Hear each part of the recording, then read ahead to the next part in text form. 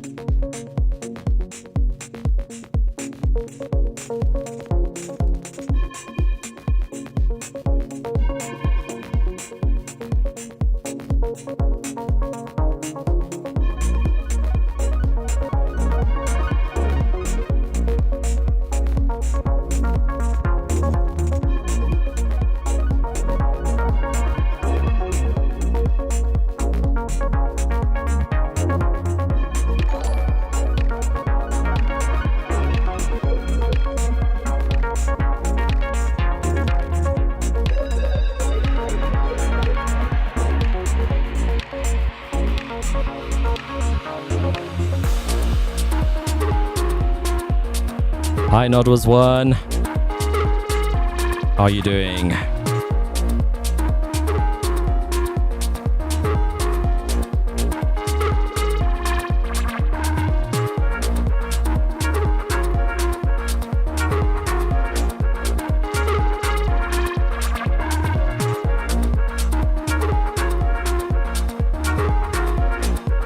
I may have finished this track.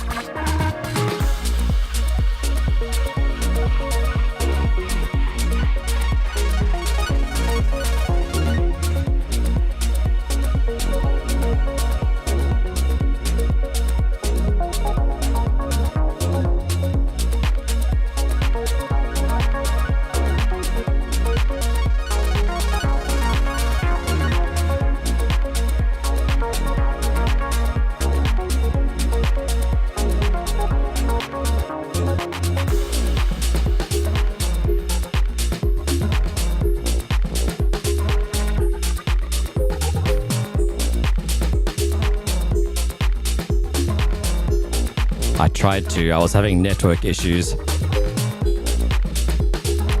Yeah, I'm good though, thanks.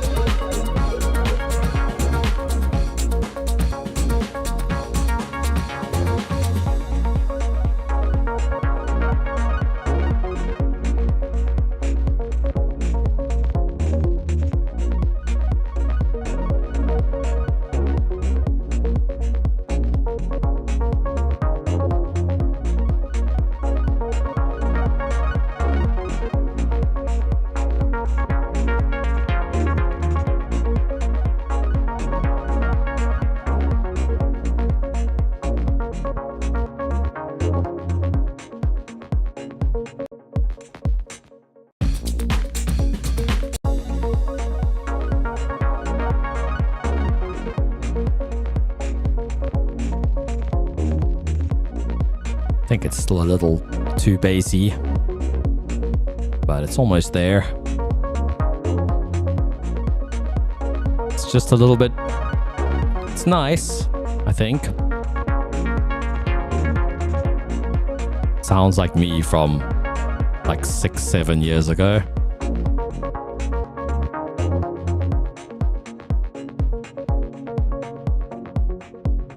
But it's, yeah, I like it. It's not necessarily a track I would normally play. And that's where I'm trying to figure out what I would make that I would actually play. But got to kind of walk before I can run. Like, I haven't been producing all the time for ages. And this last 2 weeks is the first time in like more than a year that I've actually finished tracks for myself for fun, as opposed to for a client. So I'm pretty stoked about that, even if it's not like my favorite thing ever. Thanks, man. Appreciate that. I'm also happy to be back in Reaper and remembering why I like it so much. You know, I've got a shortcut, I think Shift V, that I created that toggles volume trim. So when you normally automate the volume, it's I think it's relative to whatever your volume is set at on the mixer. I don't know, I've always found it confusing and counterintuitive, so I've always automated the trim volume. In Ableton, you've got to add a utility and then automate that, which is quick, but it's not that quick, you know. And then if you've got other automation, you've got to move the automation to its own lane in Ableton. It's just like these little extra steps. Granted, I'm seeing all the automation all the time, which can get a bit cluttered. But, you know, I think I have a shortcut to hide. Show hide all.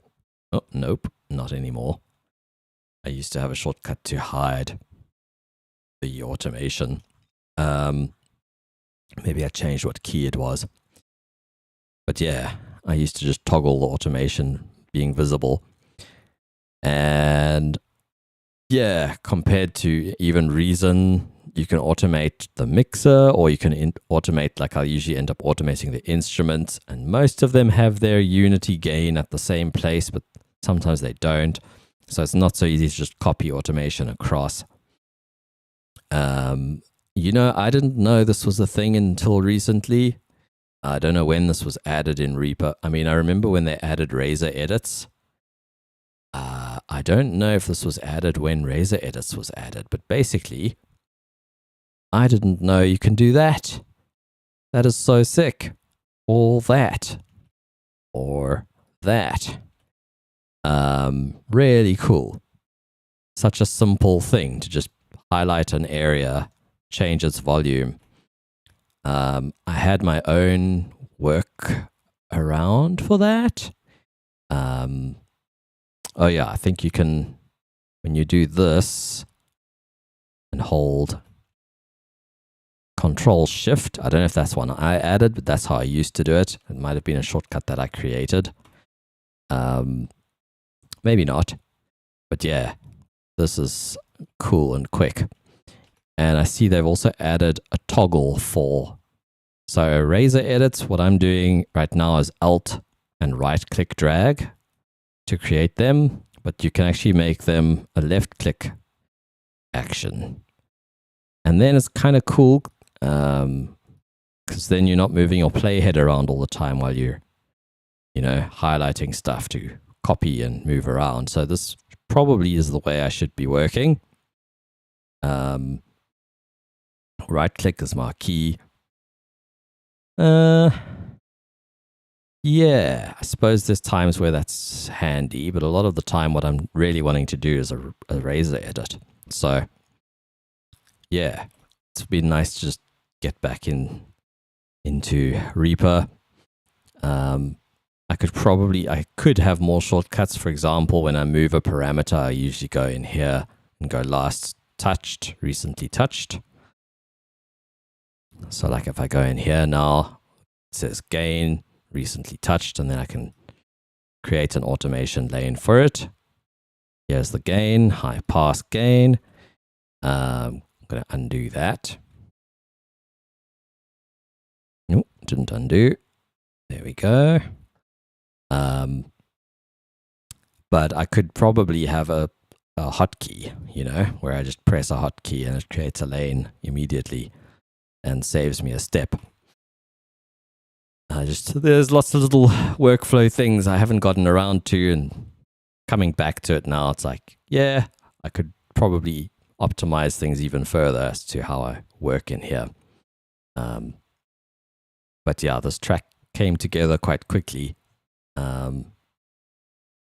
And so yeah, the first bass that I made, you see now this mode is going to trip me up a little, so I'm just going to go here. This was the first bass I made. And then I made this one.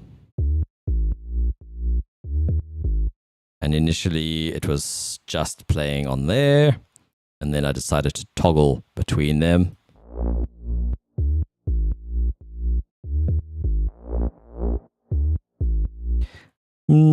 Could probably make a variation of that bass that works better in these sections. For now, it seems to be okay.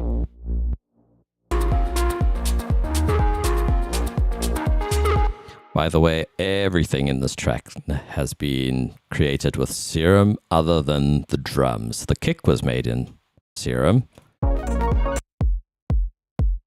I think I did it on the last stream, but I may have modified it slightly. So it's literally, this curve is doing the coarse pitch. Is it? Oh, it's this one. This one is coarse pitch. And I've set it to free so I can speed up and slow down the pitch bend and sort of to taste. And then this guy is routed to LFO 2 is A warp. A warp is FM. So if I switch this on, it's very subtle at the moment. I was experimenting with having a short burst of FM at the start.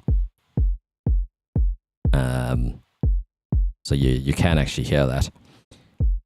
So that's literally just a little snippet of FM. What I've found is like sometimes moving the phase around yields an interesting result. With this, it doesn't seem to, but in the past I've had it where that changes like the bass tone or the kick tone significantly. I've also got a distortion. So that's sort of how it sounded dry. Sounds a bit odd. Almost sounds nicer without that, but with the EQ. Oh, and the distortion. Sounds a bit more knocky. And that's just soft clip. And then the EQ. So yeah, without this, still quite nice, honestly. So yeah, that was the kick. Most of the sounds I made on the stream, last stream, I made this strange riser out of a hay. Like a hay vocal sample. And I made a variation of it here where I switched it to granular mode, so instead of spectral, it's the same sample.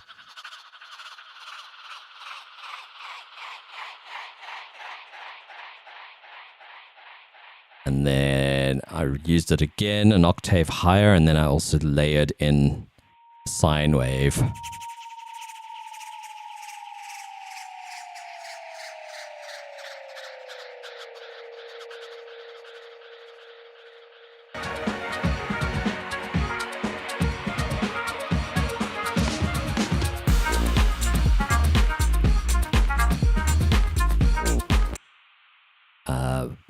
was showing my brother Serum 2, and then I was showing him the spectral engine.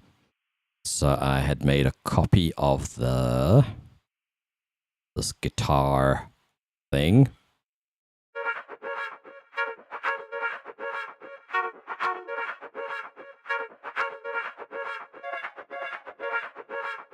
And then I ended up at some point, I was sort of just experimenting and messing with the filtering and various other sort of things about the spectral engine.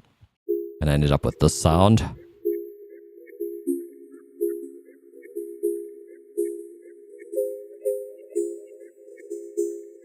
This was a bongo loop, or a conga loop. Let's see if I can find it. Conga LP8.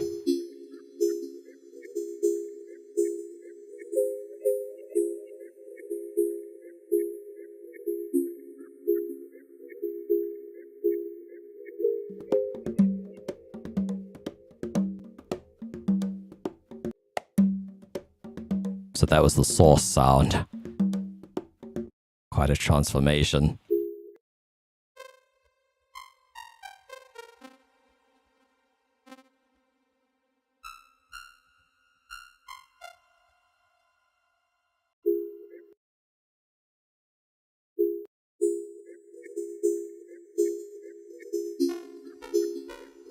Oh, my octave is super low.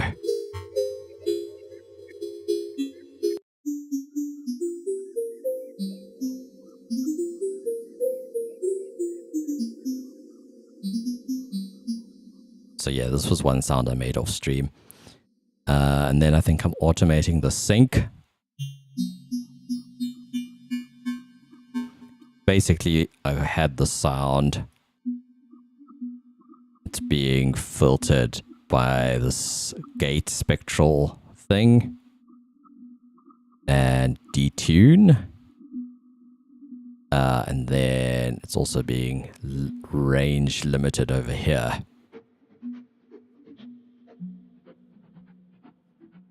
And then the layer was, I was RMing from A. That's a sort of a saw wave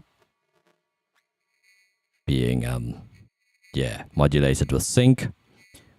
And the secondary warp function, by the way, controls the softening. So on Serum 1, I think it was called hard sync or soft sync or something. I forget what the alternate sync was, but yeah, now you just have a control for it here, which is pretty sick. I dig that there's an undo, so we can just go back to where we were.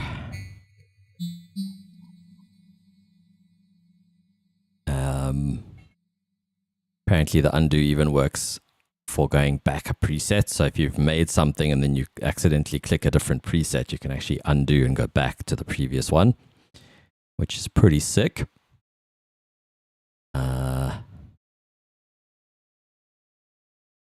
Most of the time you forget to make a key map. Your key map.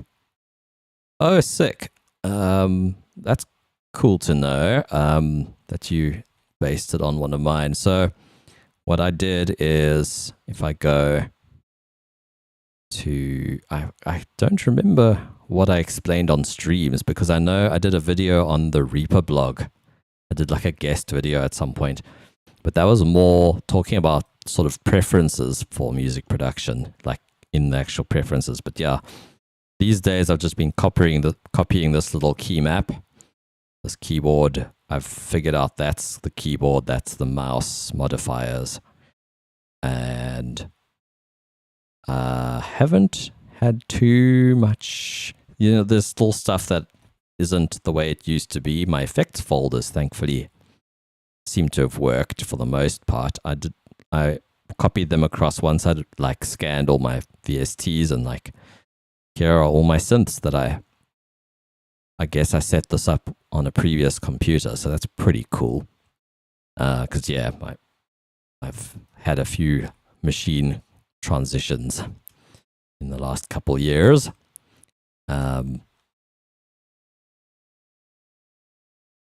Yeah, I've sort of stolen bits from Pro Tools and Ableton. So I mean, when I scroll, I think that was mouse modifiers.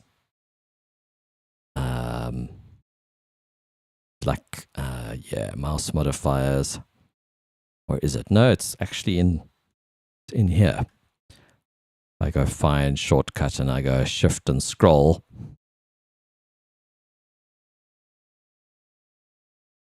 This is just like how most programs behave. Shift and scroll, and you scroll down, it goes that way. You scroll up, it goes that way. That's how a lot of apps work, like Microsoft Word, or, I think Pro Tools may have worked that way as well. So it's just what I'm used to. Web pages usually work that way as well. Scrolling usually goes up and down, and then shift scroll goes sideways. But the default Reaper thing is scrolling zooms in and out, which I've come to kind of appreciate. I don't even bother changing that anymore. I could, but yeah, I'm so used to it now, just being zoom. And then, so yeah, they call it reversed for whatever reason. The default behavior is this, where it's Alt and scroll. And for me, that feels reversed. So I've left it there, but that's the one I use most of the time, is the shift and mouse wheel. I've worked it so most of my shortcuts are under my left hand. So rather than having, obvious sort of like D for dynamic slicing, or, S for split, A for arm, it's like I'd rather looked at it as what's under my hand that's easy to reach for the things I'm doing all the time. So yeah, S for split kind of did make sense. But I think what I stole instead was Pro Tools has A and S, where you can trim from the left cursor, the left edge. So if I put it here and I hit A, it trims from the left to that point, to the cursor. And if I hit S, it does that on the other side. Those are Pro Tools things that I found in SWS that I just copied. And then what I made above it, which is Q and W, I made them the fades.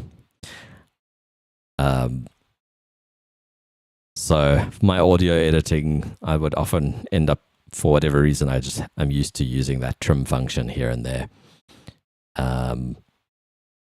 So then I had to move split from S to something else. So I made it X, which is a bit counterintuitive, but yeah, I've sort of stolen shortcuts from everywhere, as I say.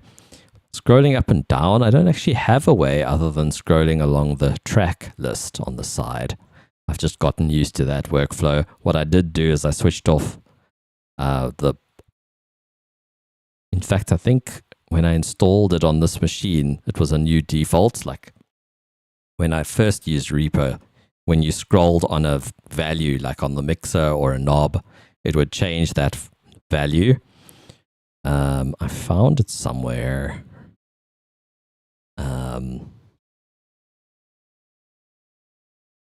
I also, where was that other setting? Fades and crossfades. Fade defaults. I switched off splitting, creating a fade. I've never liked that. I also would rather have a flat fade in and fade out. This is kind of useful for dialogue and stuff. It depends. Sometimes I find that useful. Like even this splitting media items, creating a fade in or out. That's pretty handy for podcasts, You're editing a podcast. You don't really want like hard cuts ever, really. Whereas with music, you're probably editing it such that you don't actually want, like if I hit tab and then I slice on a kick drum, now my kick drum fades in. It's not the desired effect, So I have that off. I also have looping switched off for new items. Where's item defaults? Loop defaults here. I have all of these turned off, but when I work, I just like to, if I extend a clip out, there's like blank space eventually.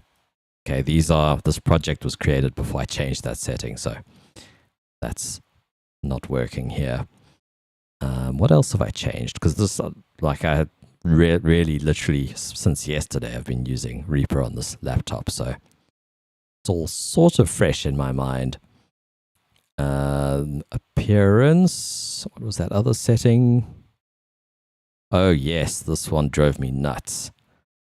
Horizontal zoom center, so by default it zooms to your edit cursor, so I have it set to zoom where my mouse is. So if I down here and I want to zoom in there, it's wherever I'm looking with the mouse, so to speak. The default behavior drove me crazy. And then the other thing that people always get tripped up by is you actually have to do the same settings in the piano roll for your scrolling, which since I copied that mouse file from my previous system, it's remembered that, like shift scroll being left and right, you have to do it in the over here. The context is now MIDI editor instead of main. So like you can set up your scrolling how you like it in the main window, but then you've also got to do it in the other windows that you use, like, well, specifically the MIDI editor for me. What I still need to do, I still need to install the Resamplomatic script. I don't think it's on here. No. The script for creating like a drum kit, the RS5K manager, that thing is amazing. So I will definitely get that installed. I don't think I've installed Repack on this yet. There's a few other settings I like in the piano roll. So I've got Control P instead of preferences. I've got it opening the piano roll. You could set it to whatever you want. But basically, how I like it is if I've got two things selected and I press it, now I can edit both of them, even though this one is like in focus. If I select all, those notes are also selected. And I can move them around and stuff. So that's cool. Oh, and those settings, by the way, they're in here. Where are they? I think it's is it in View or Contents? Options when using one MIDI editor per project. Selection used to link to visibility and editability. And then I think there was a setting here. Open all MIDI items on the same track as the clicked items. Yeah, that's how I personally like to be able to do it. I like to be able to grab a whole bunch of, like if I want my kick to be a different note, you know, I can just, oh, that was when I set it up. I actually did that on stream, I think. I set that up yesterday. Yeah, all these little things. The nice thing is once you've set them up, you can, you know, forget about it.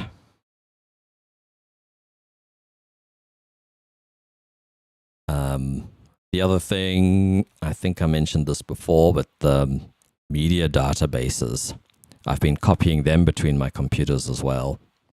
So it was called Media Database, MediaDB. So these are like my, what do they call them? Yeah, databases.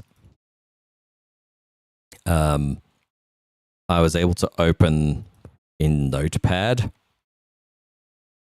and this is just an editable thing. So literally you can see I've changed all the paths to C drive and documents and sample library. But then Native Instruments installed some samples in a different place. That one's maybe a bad example here. So like on my old machine, it was drive E. And on this machine, it's C. So I just went and did find and replace. I think it's under edit. Find and replace, or just replace. Control H is what I ended up using. And you can see I just basically copied the path from the document and then made the change. In Explorer, you can, if you click in the blank space here, it actually gives you the path. So then I just took whatever I needed, like of that path, made sure it was exactly the same thing I'm replacing. Like,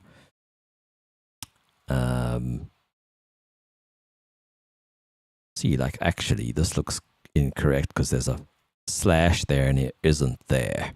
So theoretically there'd be somewhere with 2 slashes. So that's, oh, I think I did that by mistake in the one of them, and then I had to come and edit it. So yeah, this was me fixing a mistake because I'd left that out in one of the replaces. So yeah, the details matter, but once you've done that, then they all show up in here just literally as 1, 2, 3, 4, 5. I just renamed them in Reaper. And so now I have all my, favorite sounds. Some of them aren't on this machine yet, but once I copy them across, they should just work. I think I left behind one of my custom folders, so like I made a few sounds that for some reason aren't here. There was a way I found to actually see what the info was. Media properties. Here, sample library, custom sounds. So maybe I didn't copy this from my other machine. I copied it from an old backup. So there's some stuff that I need to update on here. But yeah, for the most part, moving stuff between computers is not that bad with Reaper. I don't know how to do that with Ableton. I'm sure it's possible because you've got favorites in Ableton, and Reason, you've also got favorites. But I've always kind of just liked this media explorer of Reapers. So, especially because I realized it searches the folder name as well. So like if I went documents, sample library, and then I searched kicks, like it'll actually bring folders called kicks. And then it also brings you sounds that are in a folder called kicks, even if the file name doesn't have kick in it. This might not be the best example, but like I had some sample CDs which were literally just track 1, track 2, track 3. Like someone had ripped the CD, but the CD was called sound effects, and then, or ambiances, or, you know, certain things like that, where the file name wasn't helpful, but the path was helpful. And in Reaper, when you search, it like just brings up everything, which I really appreciate. I don't find it that good in the other ones. So yeah, I guess it's handy to just pick one and manage it. And it's really, really been nice for my workflow to just have stuff on hand for certain genres, that I can just find sounds that I know I'm going to like and not have to just dig through masses and masses and masses of sounds, or breaks that I'm never going to use, or, you know, obviously there's times where you want to experiment, and sometimes I'll go into the wrong folder on purpose as well. But yeah, it doesn't really peg me into a corner. I find it actually just helps me work faster. Anyway, rambles aside, there's a few things I have not figured out yet with Serum 2. The one thing is, like on the sampler, I guess you could have slices, and I don't know how you can trigger them. So maybe that's worth exploring. Yay, I've got my project templates.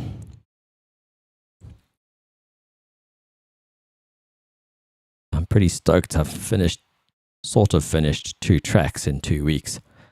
Like to keep that roll going.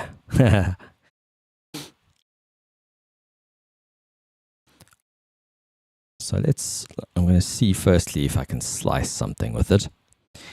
Because another thing I realized is apparently the multi-sample engine loads sound fonts, SFZ files. And the big thing I've always noticed with sound fonts is like sometimes they don't split things up. You'll have like a whole drum kit on one thing. But I'm sure we're going to start seeing, because Serum's been out for like 10 years and people have been buying it for 10 years. Everyone who makes presets for Serum 1 can make presets for Serum 2 and know that everyone's going to have Serum 2 now, since it was a free update. So that's really cool. And I reckon we're going to start seeing more and more high quality, like sampled instruments. Like it's never quite going to be Contact, but like for a lot of, I mean, the pianos were pretty good. I feel like this is a little taste of things to come, you know, in terms of what people are going to be doing with this. I'm betting we're going to have like really nice high quality drum kits and stuff that we load in Serum. It's crazy. The strings, like I used a string. Sorry, that's organs. Here's the strings. Some of these were quite good.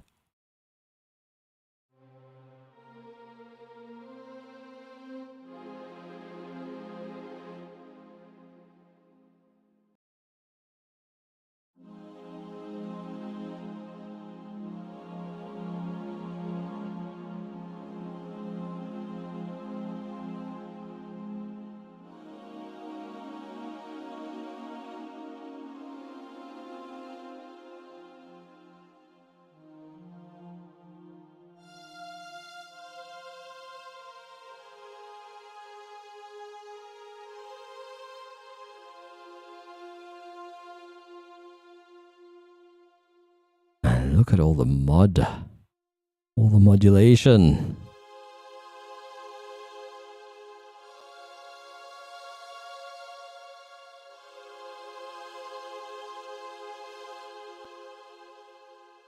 Yeah, I don't know. I think we're going to see loads of high quality stuff from third parties in here. Is it just piano, or is there a piano category? There's piano.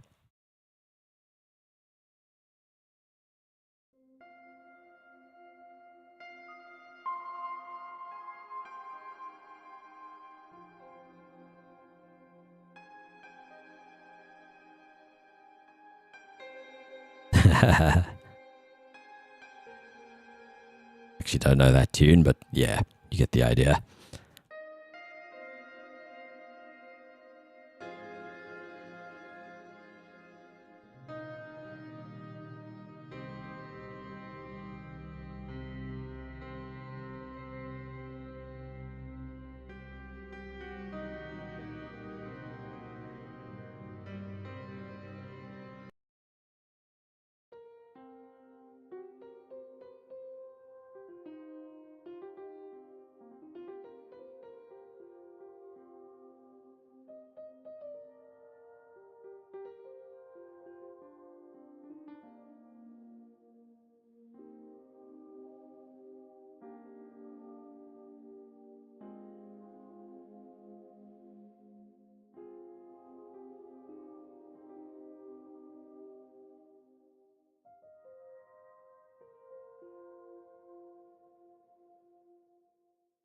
Yo, Auntie.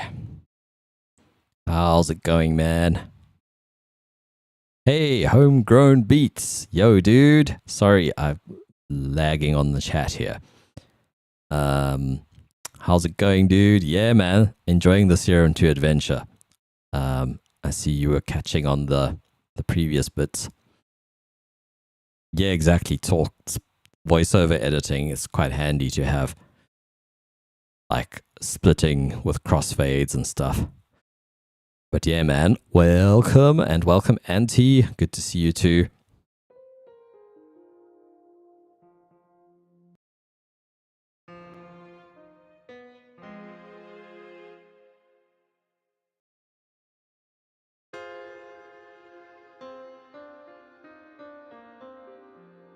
I think this is the one I used in the track that I made.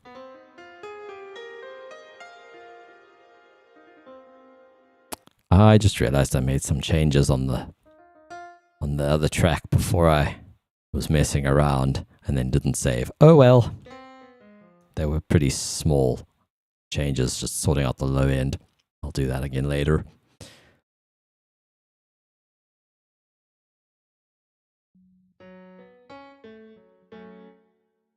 That upright, I really thought was nice sounding though.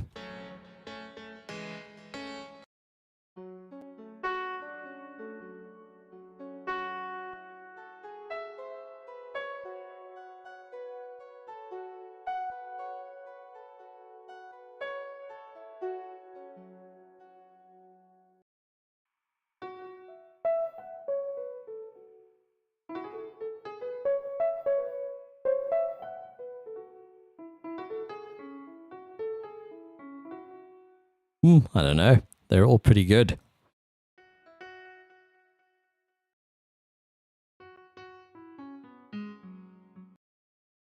I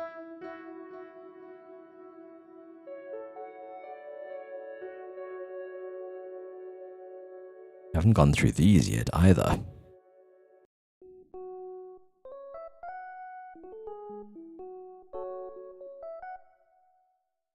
That one doesn't even need a multi-sample.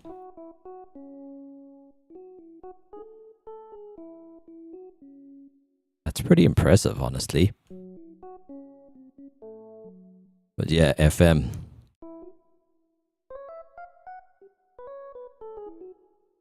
Definitely sounds rosy.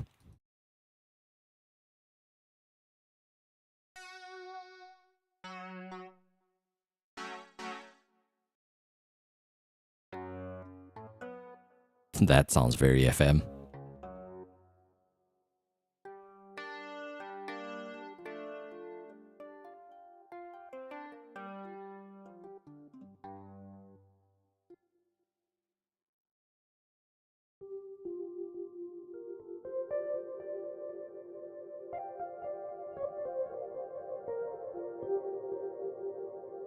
Pretty cool.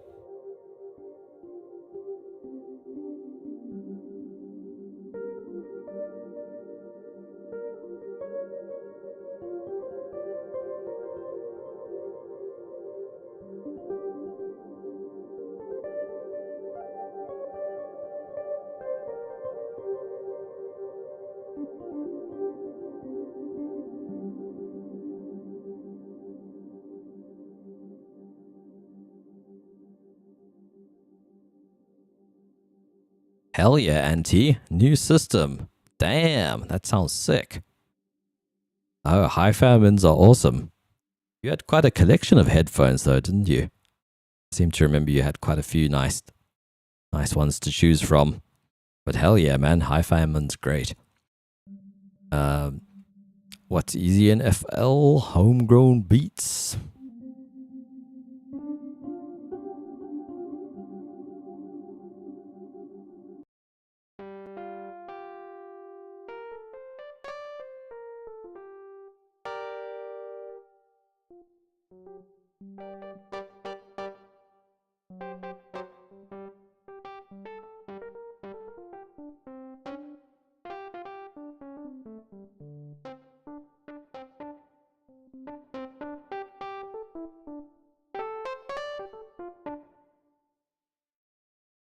It's just interesting to me.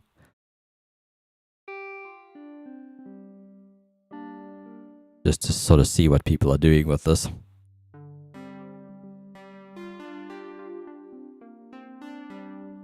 I also haven't been through all the like heavy bass stuff yet either. I think I went through one of the folders. I saw people on the forum complaining about CPU usage. I had issues in FL Studio, but I mean, that's FL Studio. Of course there's issues. It was like just randomly spiking to like all of the CPU usage. With Reaper, I haven't seen it going past like 5, maybe 5.5% usage down here for a patch. That whole track that I made, I'm jumping around, I'm sorry. I could go new project tab and just open it because some people have arrived who maybe didn't hear it.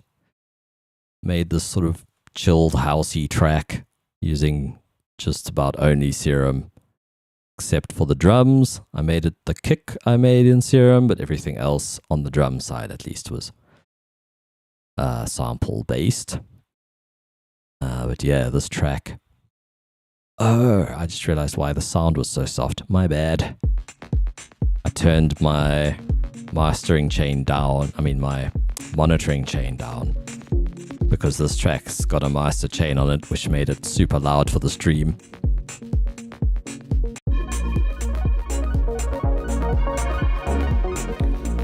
I was talking about performance.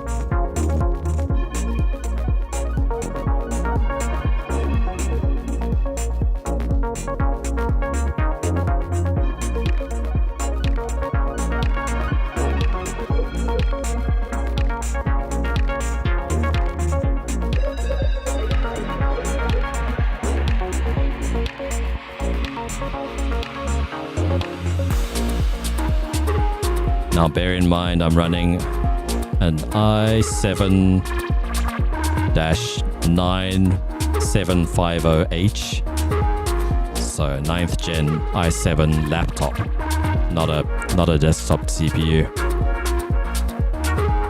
and it's chilling.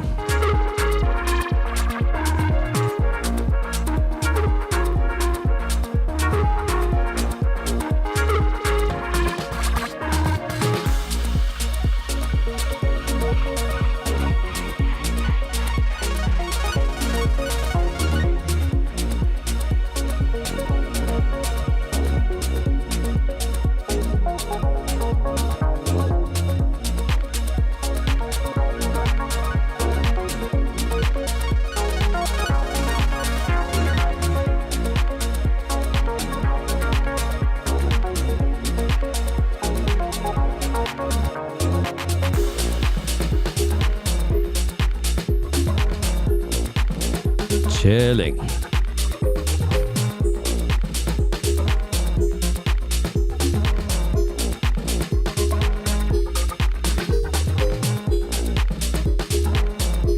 And I mean, it might not sound like much, but I mean, this sound that we were just hearing,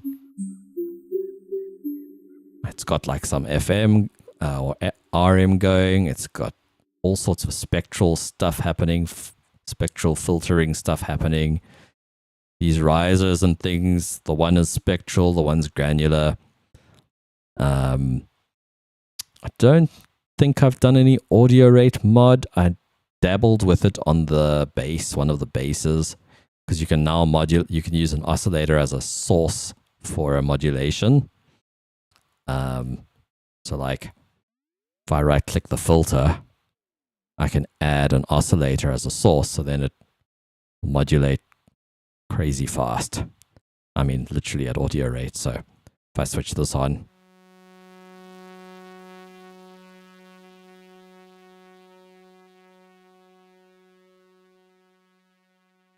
oscillator B to filter one frequency.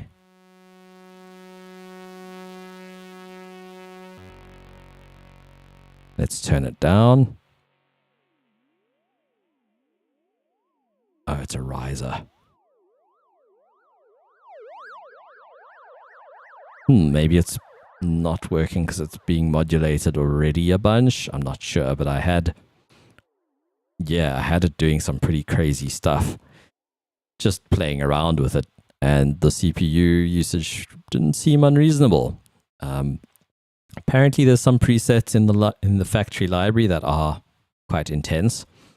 I haven't gone through all of them, and I haven't really hit any that were unpleasant.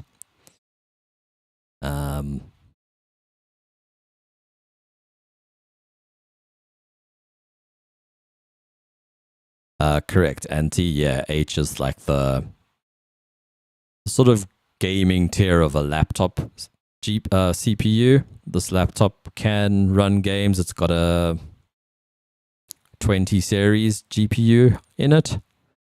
So it was like the top of the range i7, but in like, I don't know, 2018 or 19. I think it was thereabouts. Yeah, but so yeah.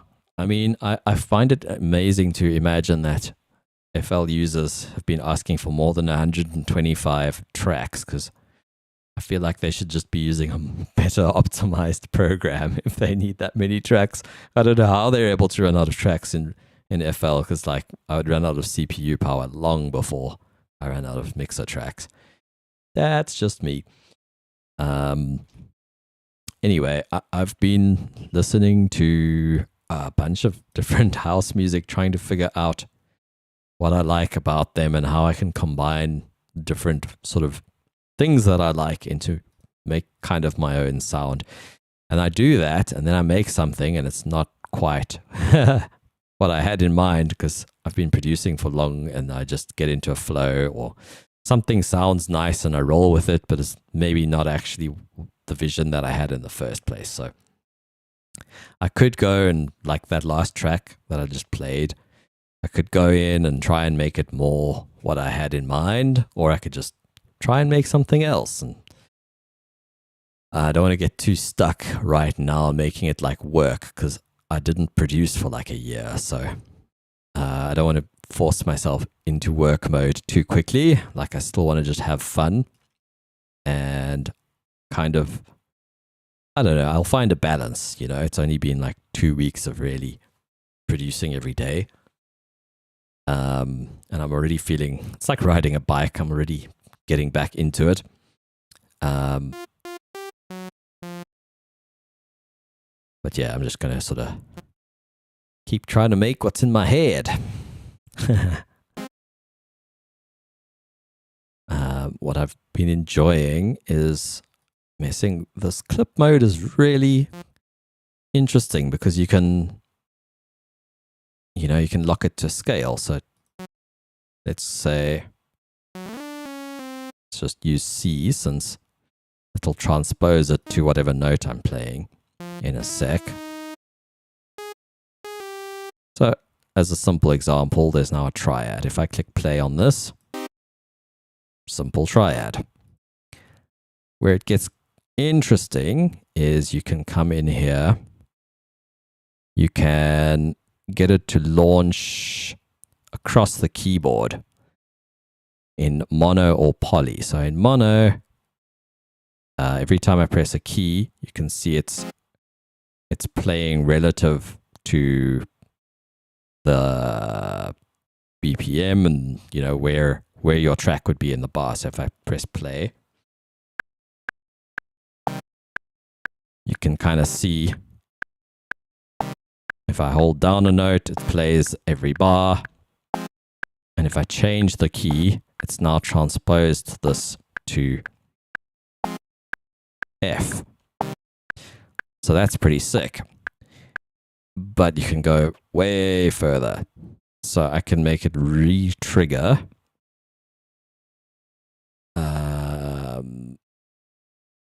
Set if it restarts when triggered or if the playhead syncs to the door. So now retrig means whenever I press play on it, it plays from the beginning every time, which is already pretty trippy. I wonder if this will shuffle. Oh my god, it'll shuffle. So now the launch quantization is actually swung. I don't know if you can see that I'm playing a note on the push. Let's just see. Yeah, you can. So that's pretty sick. Did I hear about the new group that features Taste from Noisia? No, I didn't. What's it called? I'm interested. Welcome back, Nod was one. All right, so it's already pretty sick that I can now play this shuffled with the swing, which I hadn't actually tried that before because normally what I did is I just switched launch quantize off. So now it's not quantized at all. Now it's just whenever I press a key, it transposes this chord. It gets even more interesting because you can set a scale. So let's just say F minor.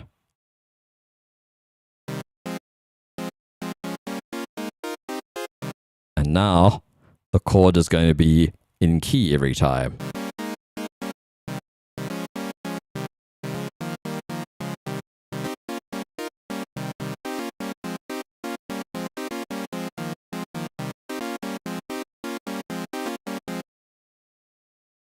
We can make it velocity sensitive.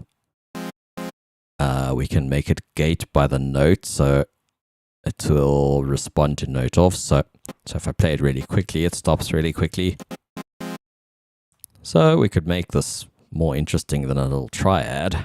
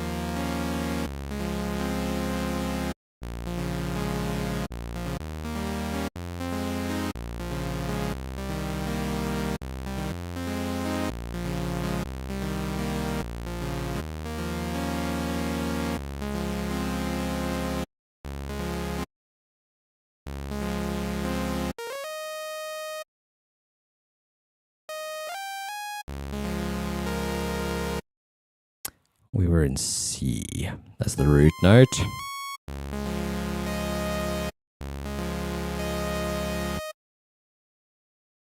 I just want to figure out how long that note is. There we go.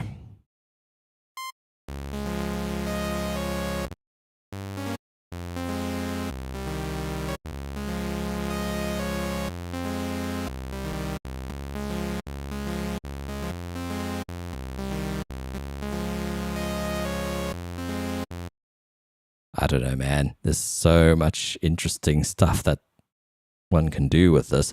I also discovered that you can, so the rate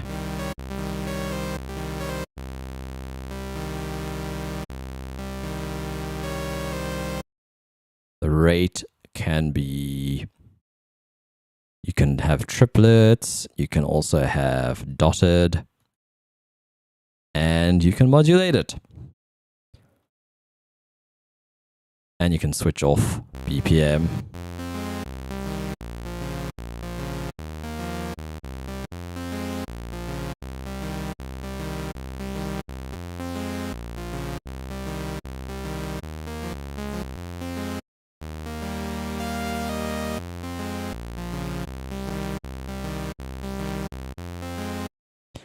I'm kind of interested in quantizing this, because then I assume the whole sequence will be shuffled. I'm not sure, but let's see, because that would be pretty interesting. Let's go 16ths.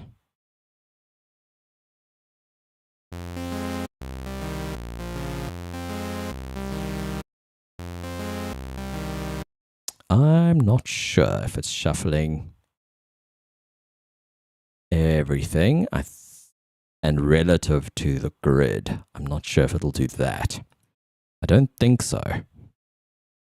I think the shuffle will be regardless of where you are in a bar. It plays it from the start of the sequence. Shuffled as relative to the start of the sequence as opposed to relative to where you are in the beats and bars. Taste, Machine Drum, and Salvador Breed. Whoa. Ollie. Wow, okay. I know Machine Drum, and I know Taste. That's pretty cool. So anyway, this is, may as well try and make this into something interesting. I feel like this is a whole new treasure trove of, like, I've never had a plugin like Scalar or something. I don't have Cthulhu either. Not sure if that's how you say it, but yeah, I've just never dabbled with that stuff. And I've been tempted, but I'm also cheap. So it's pretty fun to have something like that now. I mean, even in live, you can do chords and you can do scales. But this is kind of a combination of like sequencing and chords. And I find that pretty interesting. Oh, right. We turned the rate off, but did we? We turn off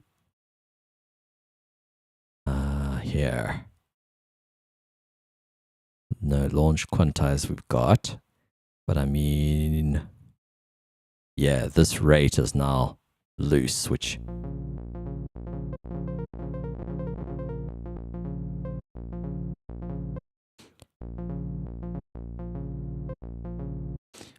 does open up some interesting possibilities.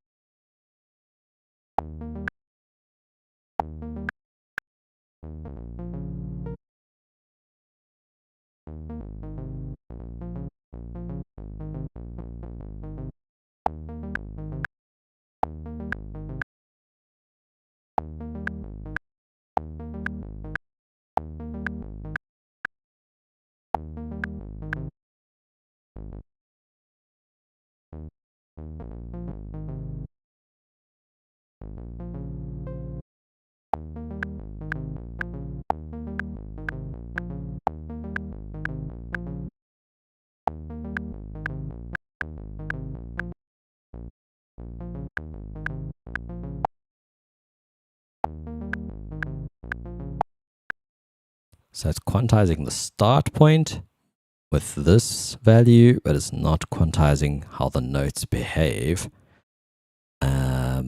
Could sync it again just as one experiment. And then I'm going to mess with it afterwards. Whoa. So now it's relative to the grid. That is actually amazing. That is what I was wondering if it did that. Okay, let's just see. My grid was wrong. It was throwing me off.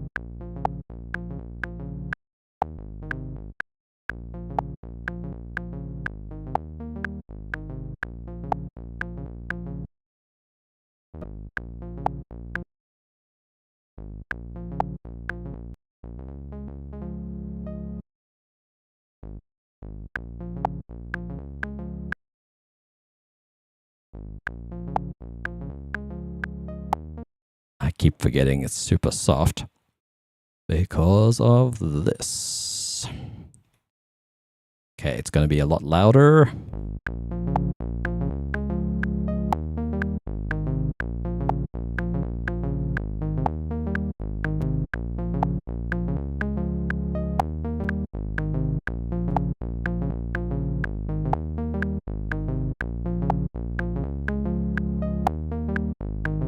So interesting that it snaps to the swing like that. This global swing over here.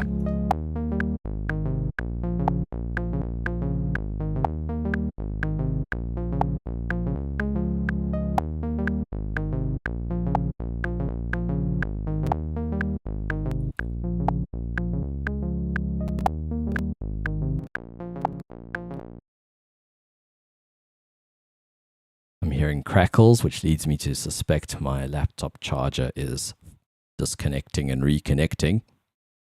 Sorry about that. I'm not touching it because it's been charging for hours. But it is like that. Literally, I'll have it running for ages and then suddenly it disconnects and I've got to wiggle the charger. Yeah. So, oh, what I was going to show here, I'm just using this as a high pass, so I don't actually need it to have drive. There's a clean setting, and sometimes I hear the difference. It's the same here, there's a clean mode. But we like our dirt here.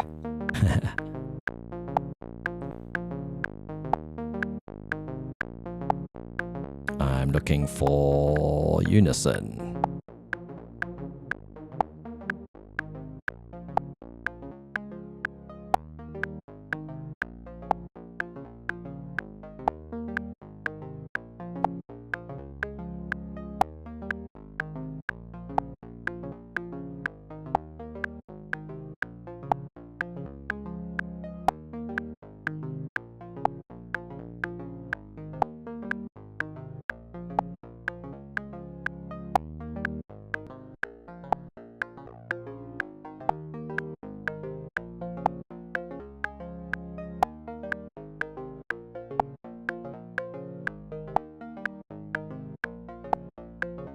Holy crap, that would be nuts if Amon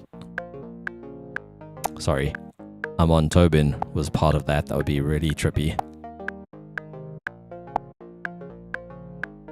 I know we can adjust that, thankfully, but yeah. Where is that? Here. In fact, you can change the pattern.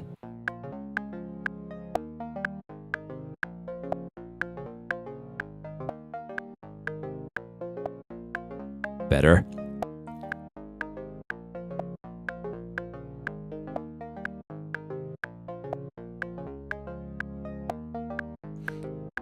Man, I'm slow. Maybe it's been a long day. I've been struggling to sleep. We've had a bit of a heat wave this week, and the mosquitoes do like that.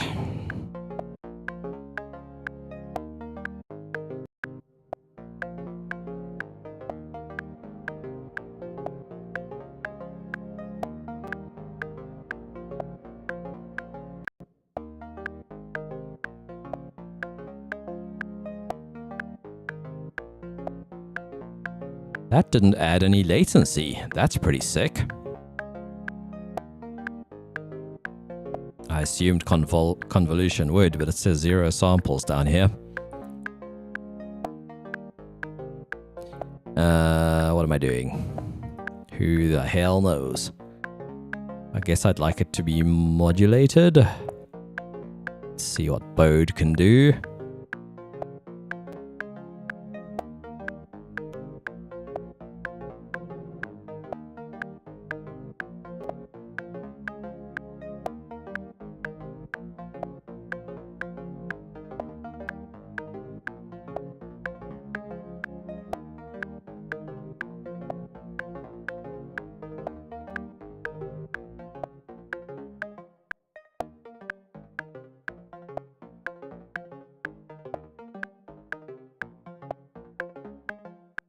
What's also cool is you can actually have this trigger polyphonically. So like I could go, where is that? It's here.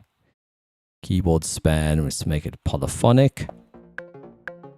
I'm just going to make another MIDI track and put it inside that one as a nested thing. And then I'm going to go, I think you can do it in here. Pitch adjust in semitones. 12 semitones up. There we go. So now we've got an octave up version. Let's maybe go minus 12.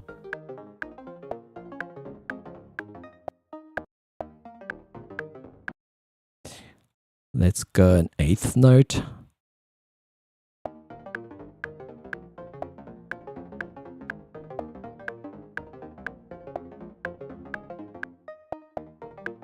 Maybe like +7 or 6.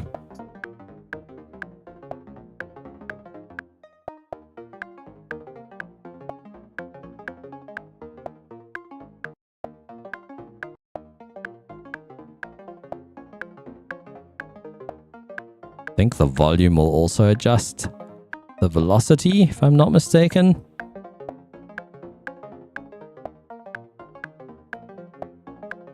Can't recall. I haven't used that in a while.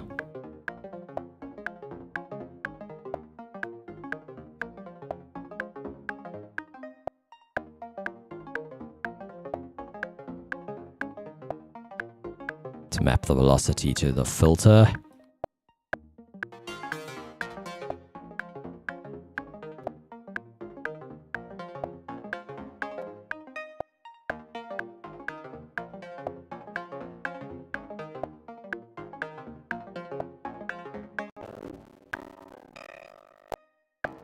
Oh, yep. We just went on battery and off again and on again. Okay, it says it's charging now.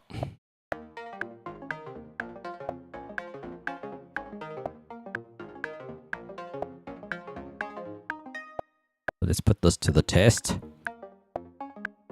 Does this actually make the velocity softer? Yes, it does. That's so cool. So maybe we want it up 19, so an octave and then 7. So an octave and then a fifth.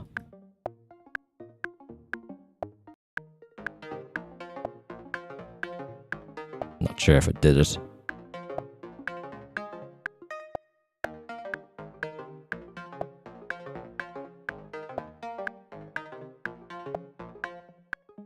That's pretty cool.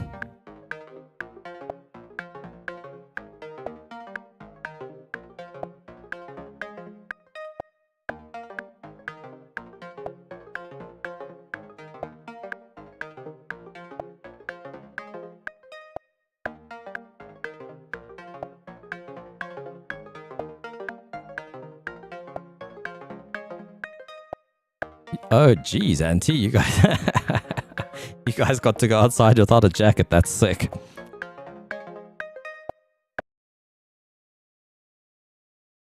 Let me just loop this, create a region.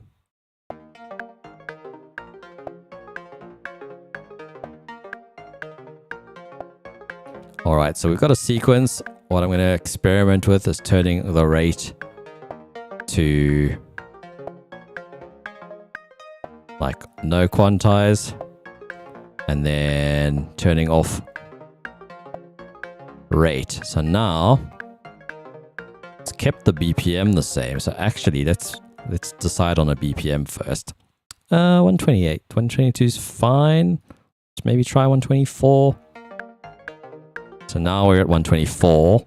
So if I take this off, it's got the milliseconds for having this BPM.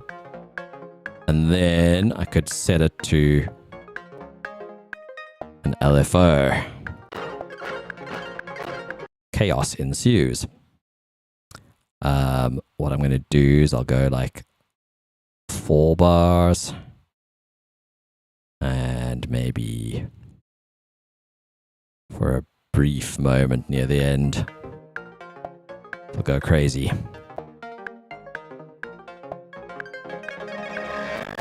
Holy moly. Let's adjust how much of that we have.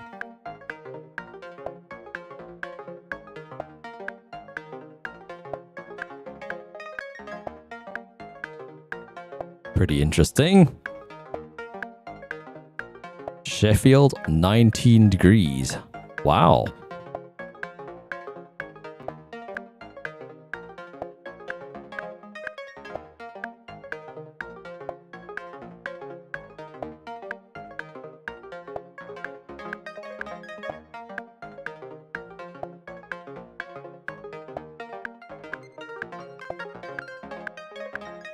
Chaos.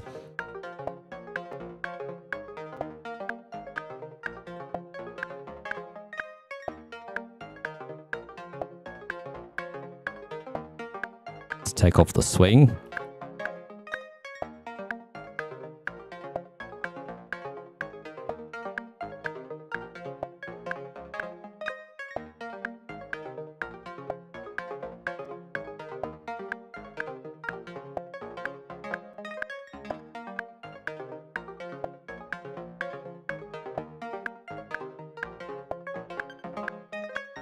Absolute chaos.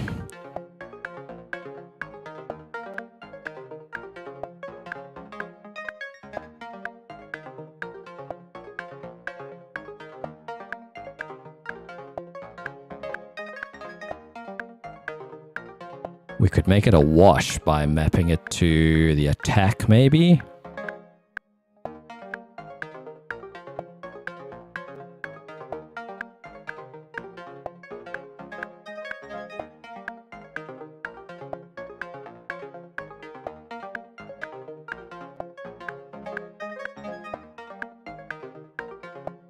Did I map it to the wrong one? No.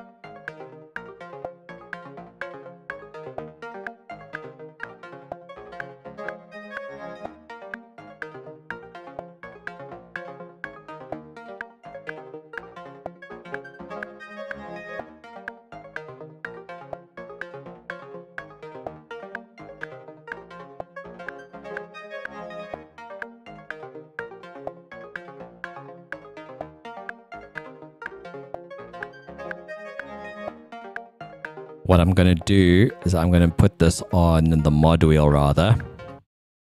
And then if I want to suddenly have like a riser-y type effect, I could just do that. I can just automate the mod wheel. So most of the time it'll be normal.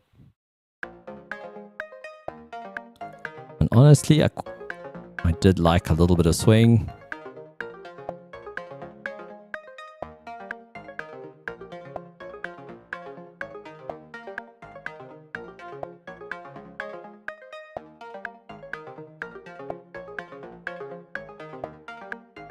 Sort of create some sort of a base.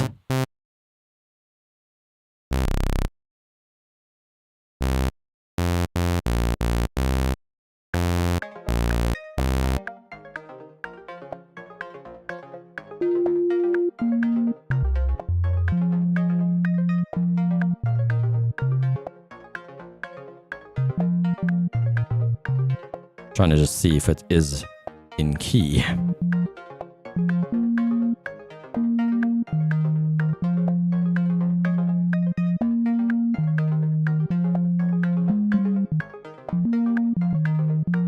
That sounds more appropriate.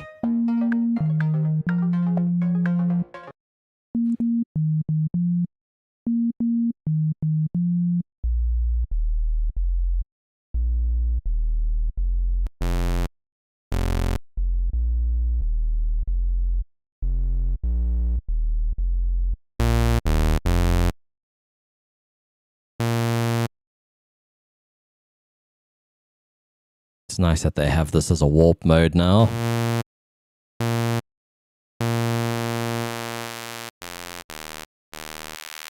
Is this resonance?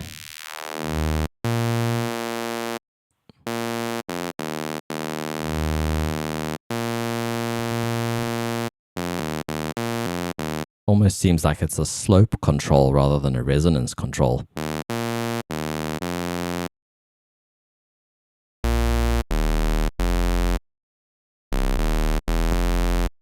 Oops, that's 3 octaves.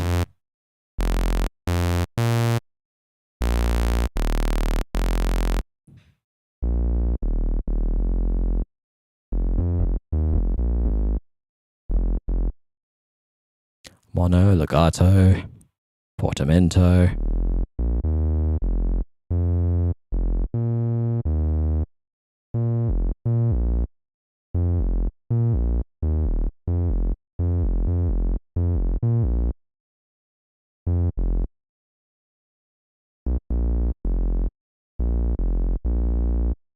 Let's turn the phase randomness to 0.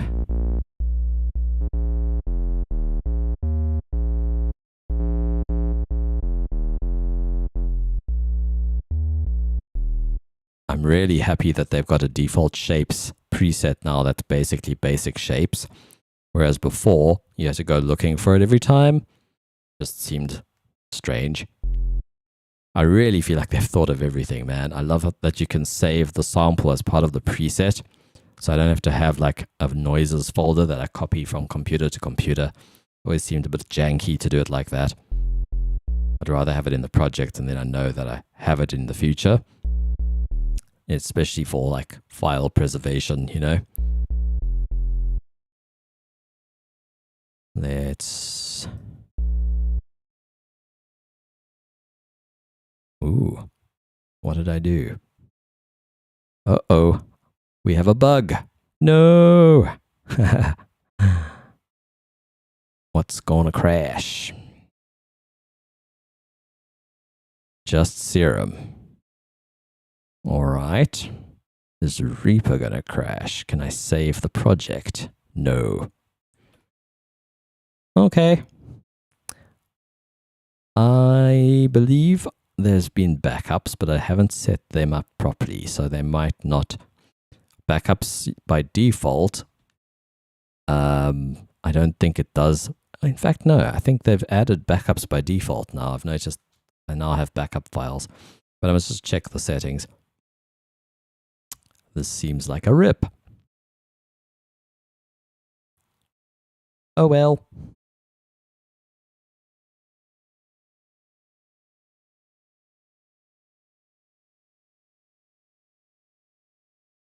I am not attached.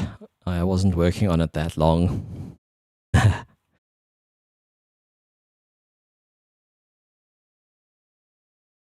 I own Reaper 6 and I never got around to upgrading 7. Or yeah, upgrading to 7. And on my last machine I just kept 6 because I didn't really... There wasn't like loads of stuff that I wanted in Reaper 7, but it's been interesting just to play with it now and see like how certain things have changed. Like having this marquee button there instead of alt right click, which I've gotten used to already. And there's a marquee one as well, which is left click drag by default. And then I like how they've changed the MIDI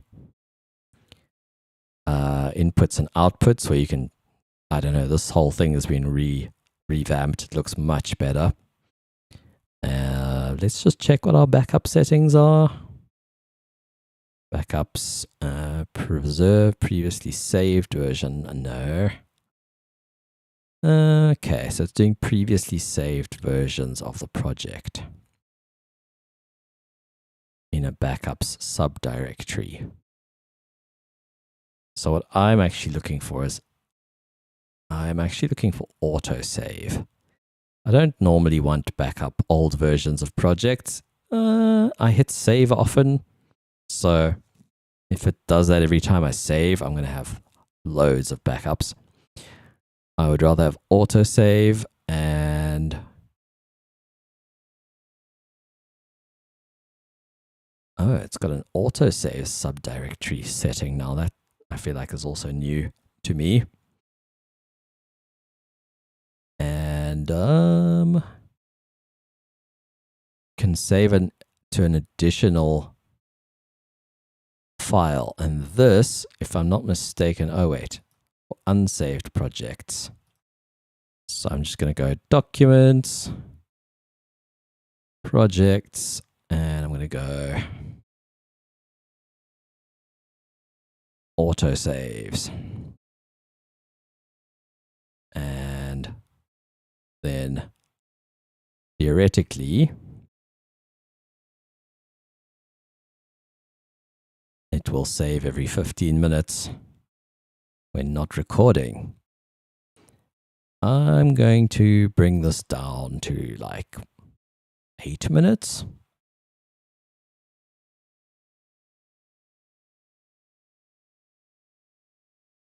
Cool.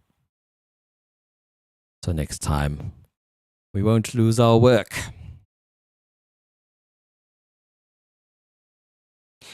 Oh yeah, I was up super late that night, and it looks like I'm already up pretty late tonight. I've got another busy weekend ahead. But yeah, man, maybe we must just pick a night for a Discord hangout. Get the band back together, man. I sometimes chat to fam in the DMs and stuff. But yeah, I haven't really been in touch with many people from Discord. Obviously, Stink, Seabeck, Homegrown Beats. We chat now and then. Sometimes pop into his stream. I haven't been on Twitch all that often. I still get notifications on my phone. I just feel like some of the people I used to follow aren't streaming anymore. But that could just be wrong. I must just go into the Discords and see their stream notifications and figure out who's doing what when. Because yeah, it was cool, but it's also a bit of a time sink. I'm trying to reduce my YouTube consumption at the moment. Although this last while producing has definitely helped.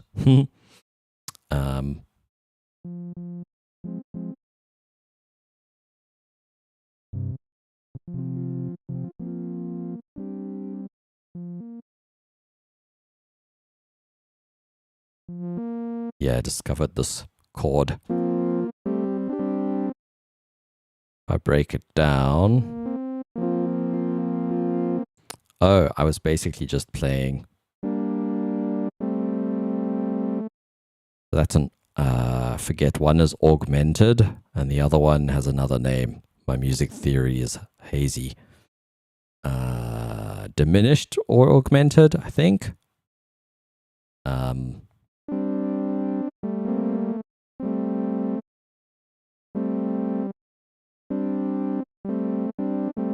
Yeah, those two.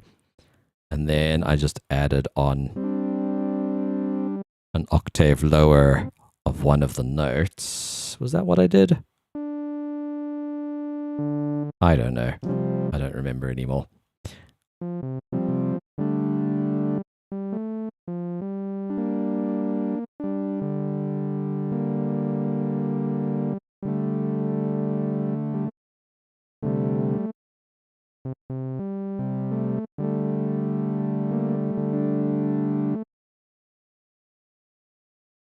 Yeah, it could be some diminished thing with something an octave lower. I can't recall. Anyway, I quite like how it sounds.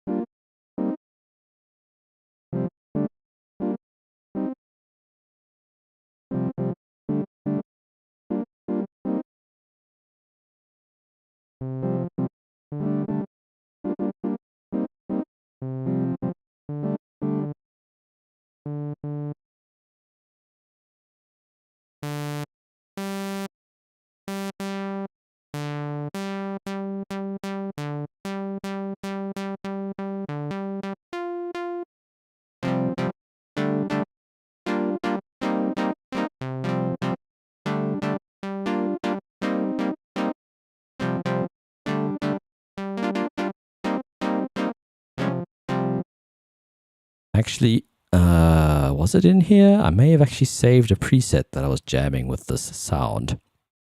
Yep, it's the only thing I've saved.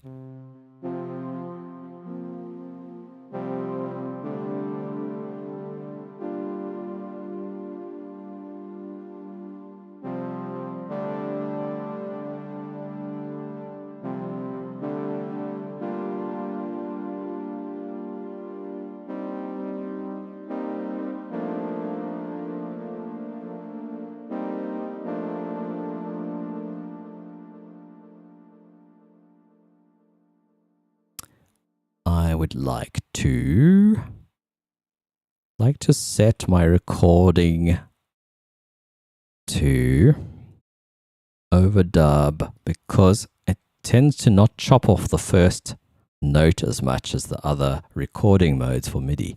Weird, seemingly a bug. I don't know if Nod was one, if you've had that issue where you record and the first note doesn't get recorded where you play it. And I feel like the overdub mode seems to avoid that. Could be that I've got preserve PDC on because I feel like it preserves my timing a little bit better than with that off. And that could be what's causing it. But either way, it's a strange one and it's kind of annoying. Ah, hell yeah. I haven't seen Wormo in ages.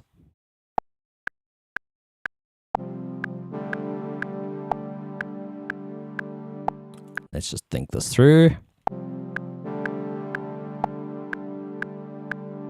Oh, that's 2 bars, right? Yeah, that's 2 bars. That's cool. All right, just working out how many bars the sequence is going to be.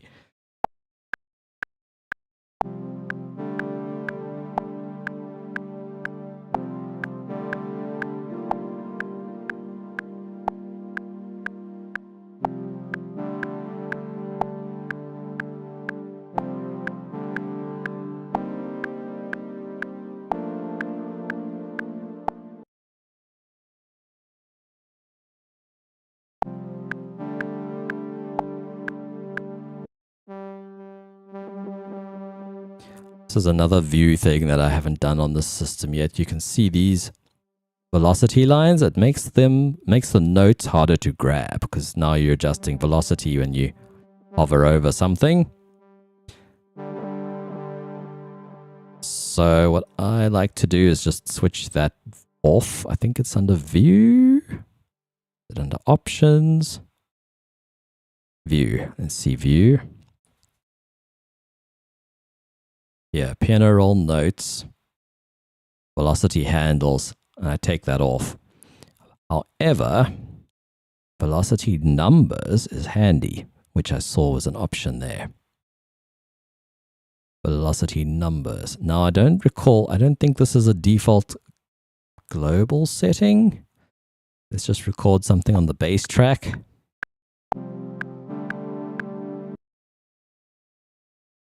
Okay, it remembered that setting. Sick. So if I want to change the velocity, instead of grabbing the handles and then not being able to select the note and move it, which is my preferred behavior, you can just hold Alt and then you can change the velocity. So it's just as quick for me, at least.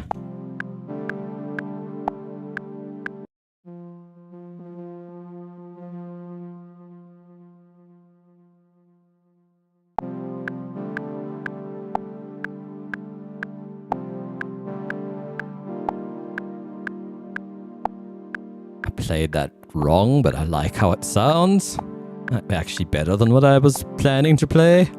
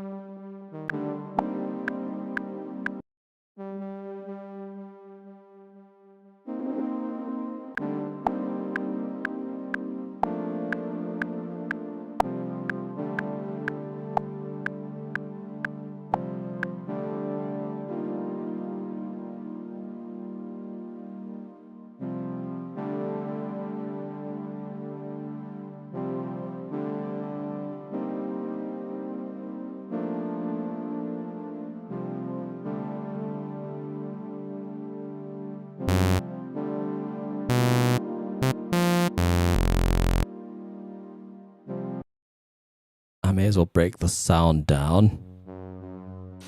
This LFO1 is set to sample and hold. So where normal, you draw it in, sample and hold is free, running, and random. And I added some smoothing, otherwise it looks like that. I'm going to hit the undo button. And then the rate, okay, so every quarter note Every beat, more or less, is where it's changing value. And then what I mapped that to is the fine tuning. And it's like 14%. It's just audible that your key presses aren't in tune. They're all slightly out of tune.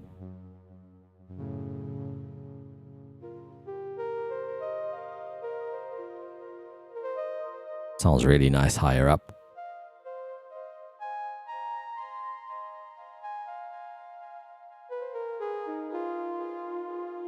You can hear it drifting quite clearly there.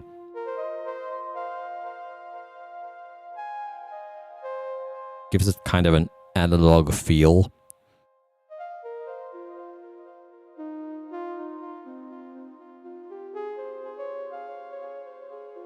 You can also, in here, pan each voice. So like, you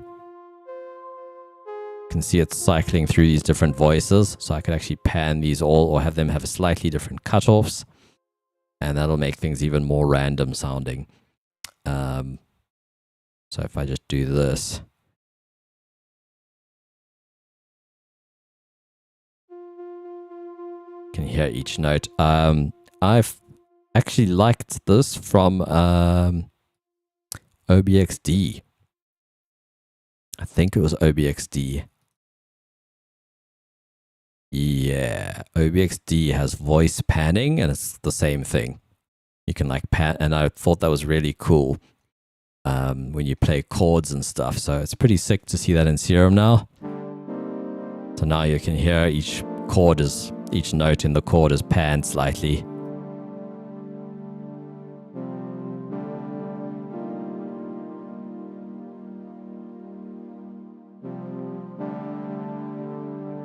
And then I also added the new noise.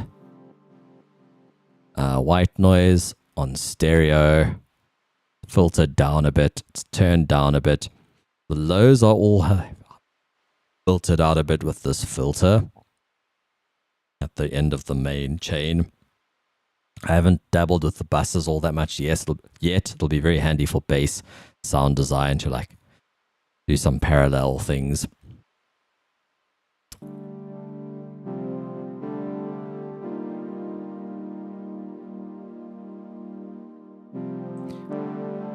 Retrospect MIDI recording. You use rolling sampler for that because I think he's got MIDI or something in there. Yeah, I'm curious how you've set that up actually, because I would love to do retrospective recording. I'm just looking at the sequence. Is this?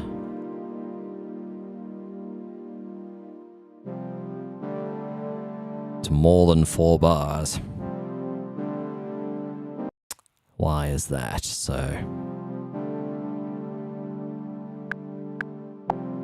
More than 8 bars, excuse me.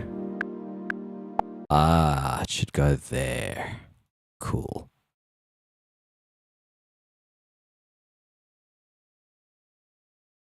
That might not be the only mistake. Is there an easy way to do this? I can't recall if I've got... Oh, yes. 2, 3, 4, 1, 2, 3, 4. A shortcut for moving selected things. All right, and then...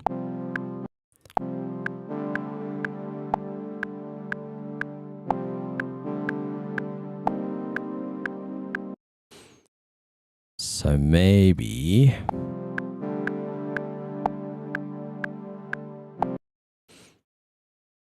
we do that.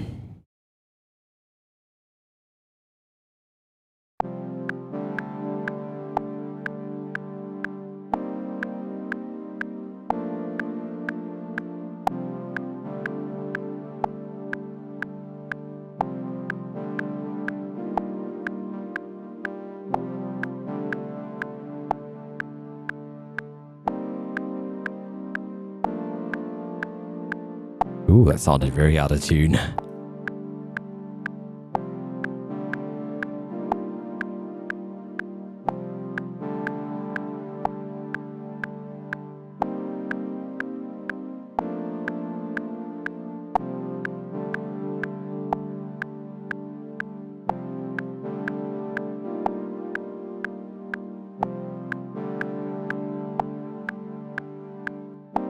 I'm going to add my own delay.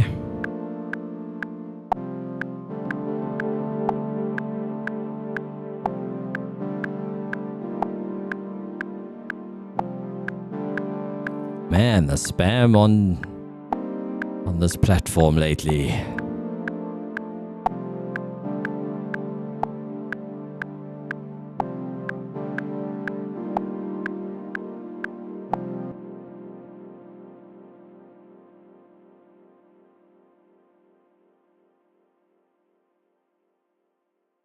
Retrospective record tracker.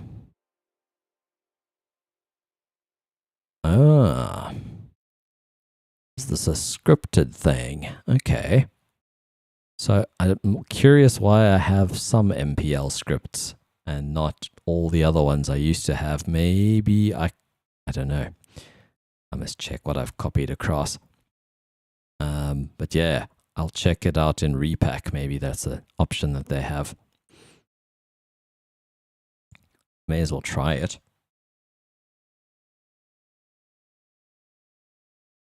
Oh, retroactively recorded. Ah, that's interesting.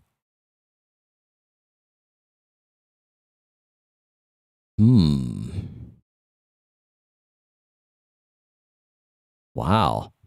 I didn't know about this.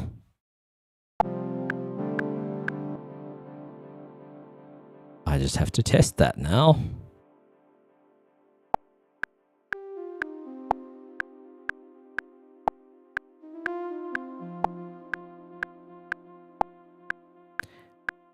Hot damn. Okay. Thank you for that tip. I did not know that was a thing. That is super cool.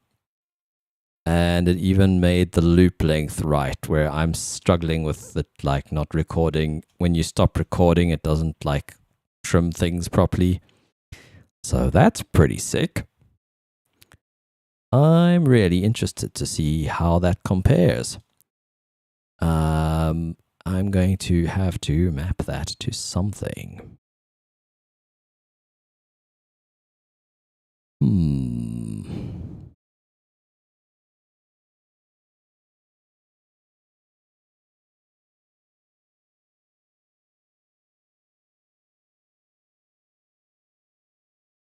Move loop points to time selection. I had that button.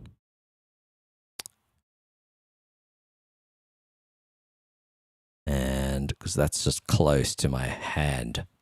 Toggle zoom to maximum height. See, that's not something, I've done that by mistake, I'm sure. So I'm going to remap that shortcut.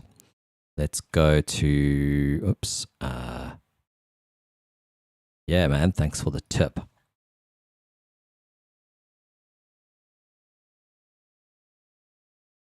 I'm going to add, actually going to do that one. It's going to overwrite move loop points to time selection. So what I used to do was I detached this from the loop, so I could highlight like that and not have the loop follow. Since we now have that way, the razor editing way, it's not really necessary anymore. I must just get used to using razor edits when I want to highlight and duplicate things, you know? So yeah, I may as well just overwrite that mapping. Cool. Thank you for the tip. That's so cool.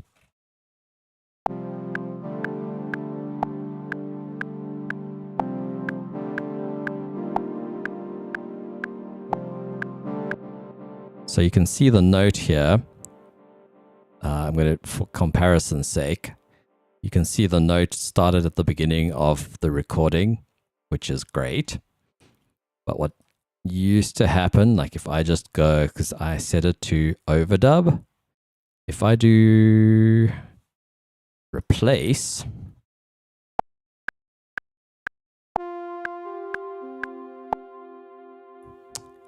it's behaving. What did I do before? Maybe it was that one.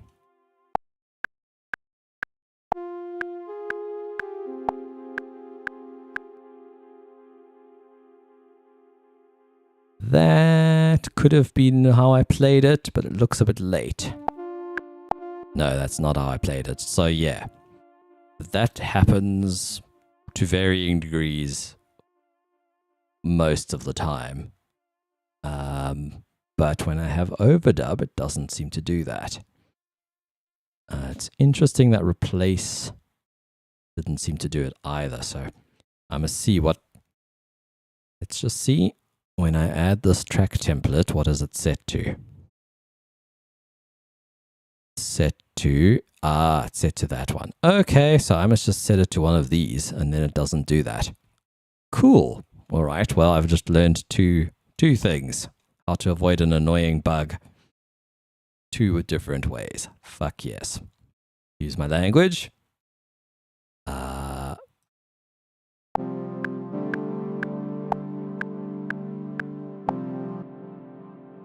Let's see what we can do with this MIDI with some sequencing. Maybe the ARP even.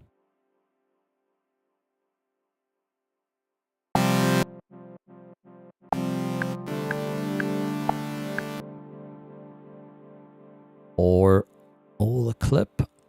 Retrig. We want all of these things switched on. Quantize off. Keyboard span. Polyphonic.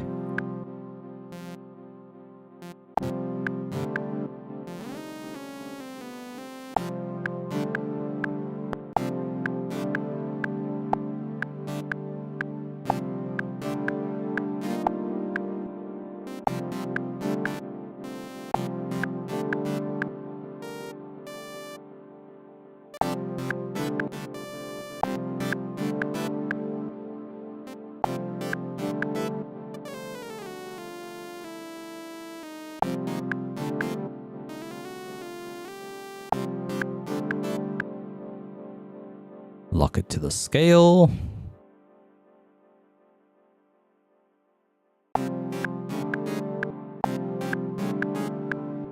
Hang on, we play it in G minor.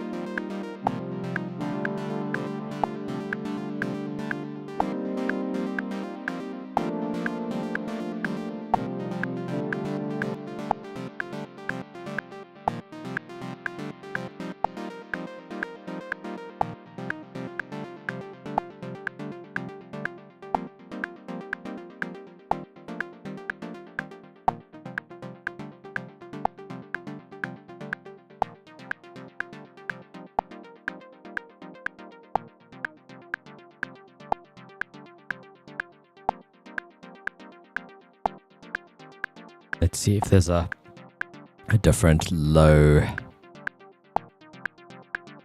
That sounds a bit richer.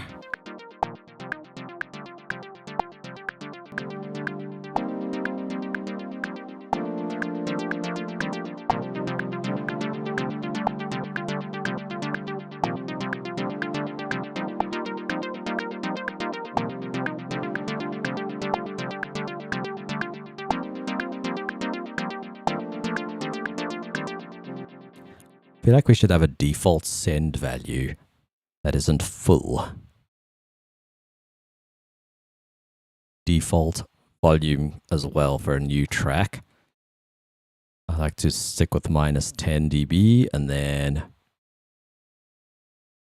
send. Let's go minus 15 or minus 10. Minus 10's okay. That way, if you're sending to like another track that's got nothing on it, it won't just be full volume, like off the bat, you know?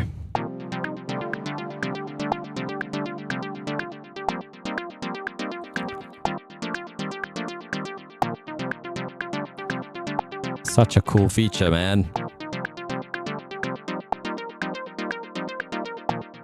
Will we need a door? Well, I don't know if you heard his interview with Mr. Bill, because it sounds like he's thinking about it. He's thinking about kind of going into the DAW direction. I don't think it would be Serum. I think he would make a separate thing. But it seems like it's on his mind to have something that's sort of a creative space for music production.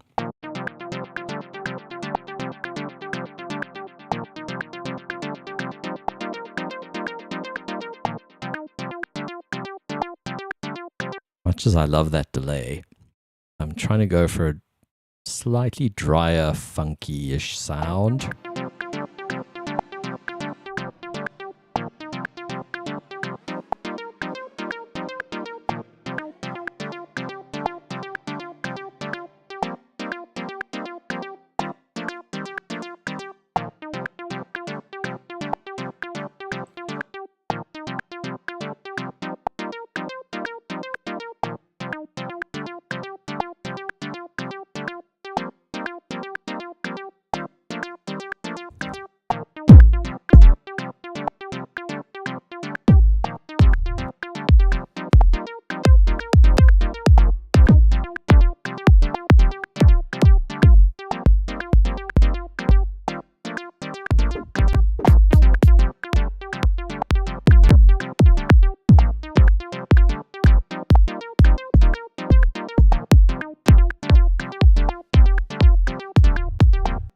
Nice kicks, but not really what I'm looking for.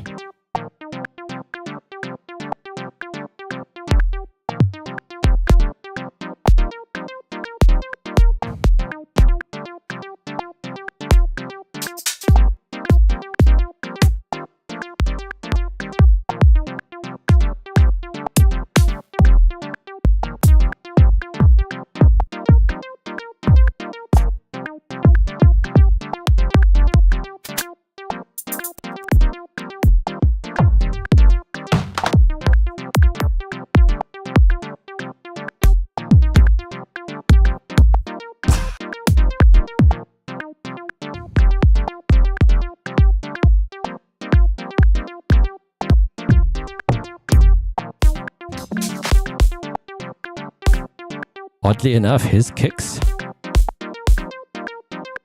are this is sort of closest to what I was going for here.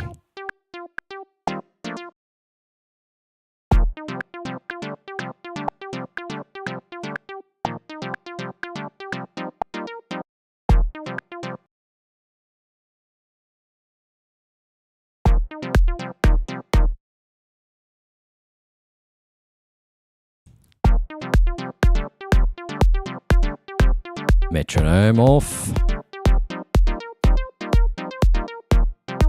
I might end up doing like I did with the previous track. I had a sample and eventually I replaced it with Serum. Made my own. I felt like I needed something that fitted the track. More bespoke. Might happen with this.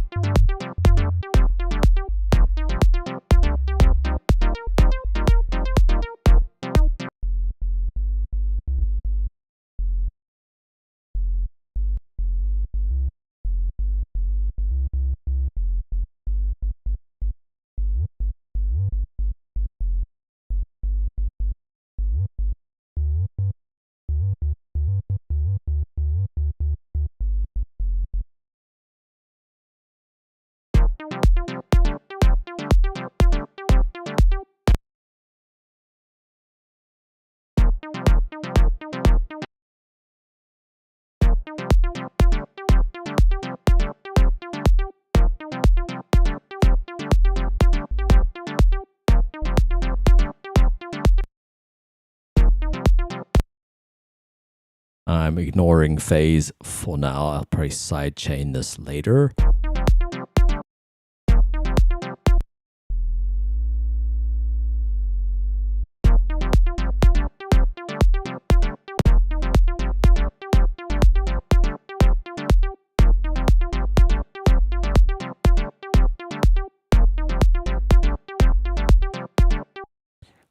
Just want to see.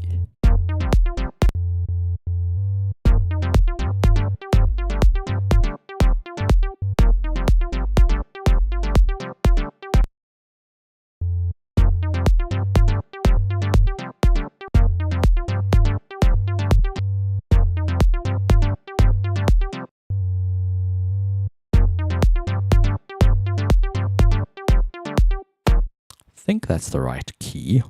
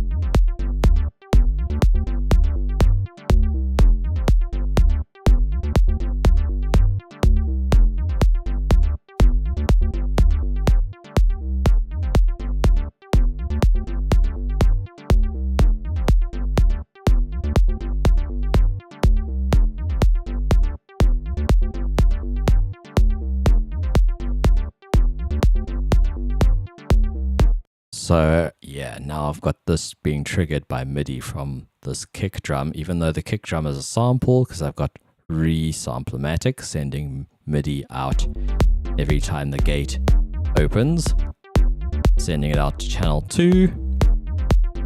And then I've got a routing from my kick channel to the bass bus,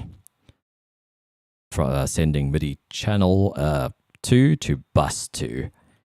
And that's why I've gone onto this bus and told this to receive MIDI input from bus 2. That way it doesn't clash with any other MIDI from these tracks that might be sent into the folder.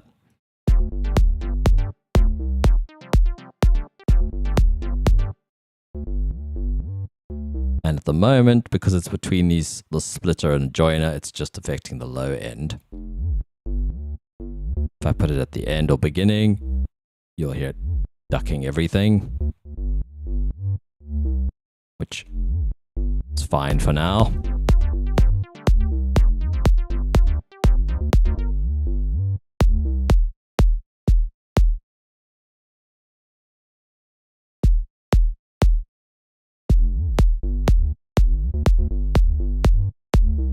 I'll look at the phase in an oscilloscope later. For now, it's just like keeping in the creative flow. It's not mixing stuff yet.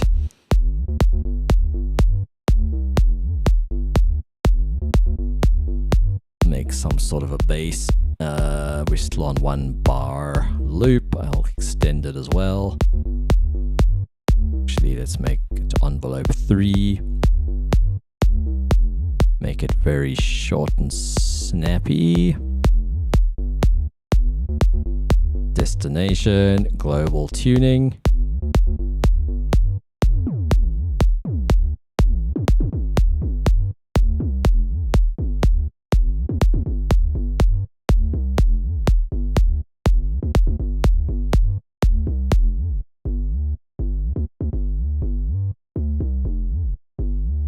Can also do it here. So I make it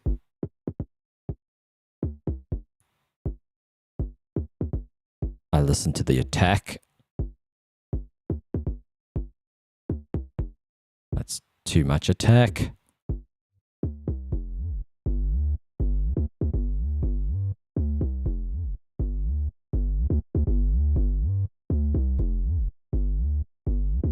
Just gives it a little bit of extra transient there.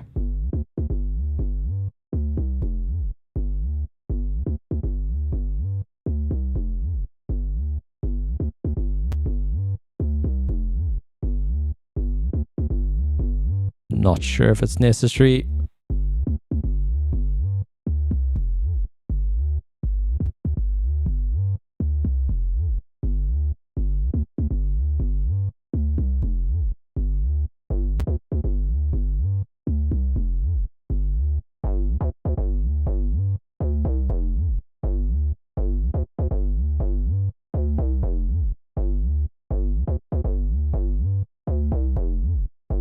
Wrong one.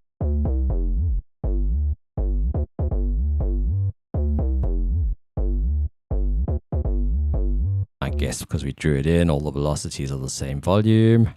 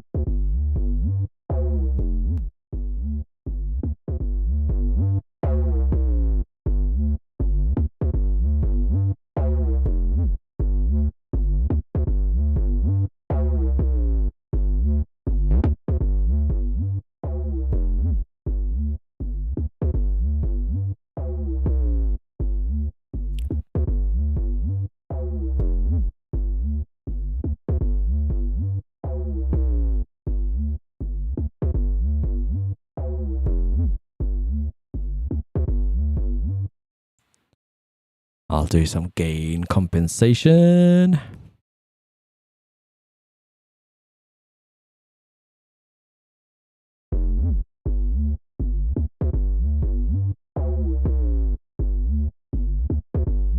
So it goes between distorted and wide, basically. That's what this thing's making it do.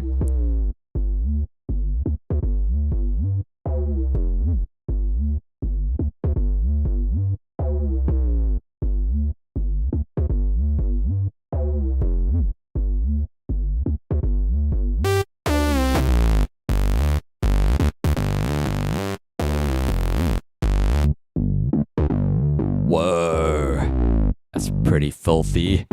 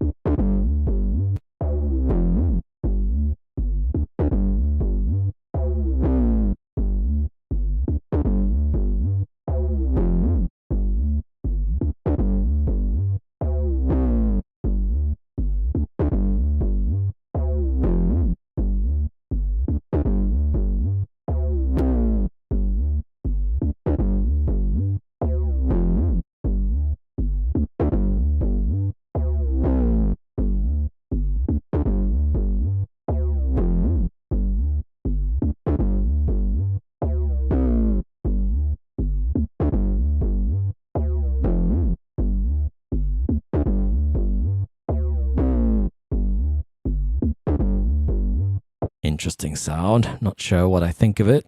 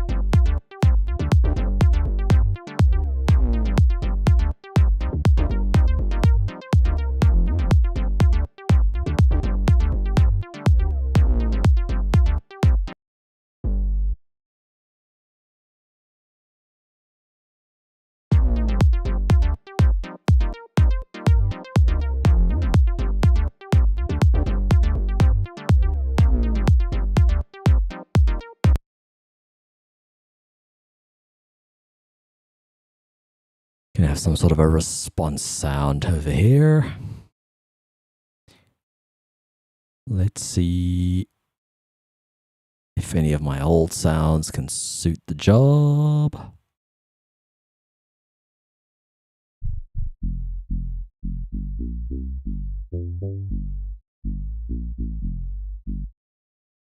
To start.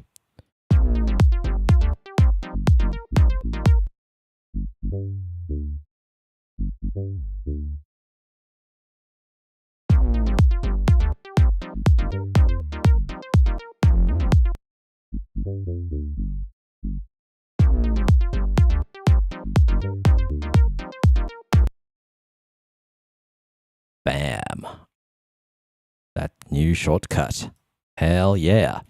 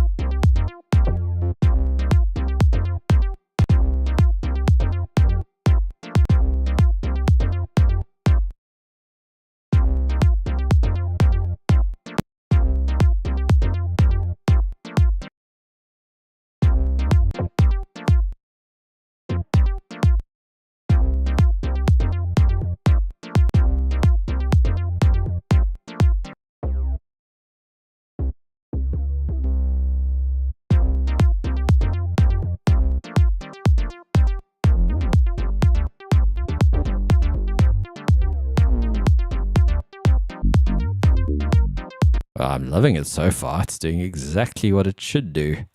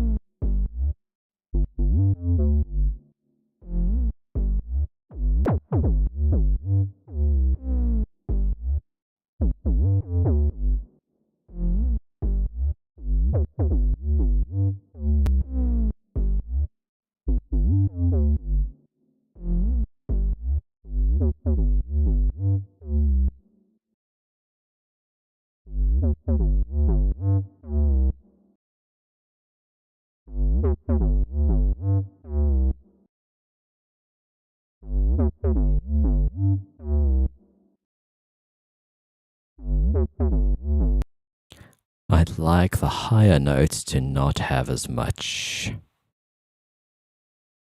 of this pitch down. So let's see if we can. Let's just loop this.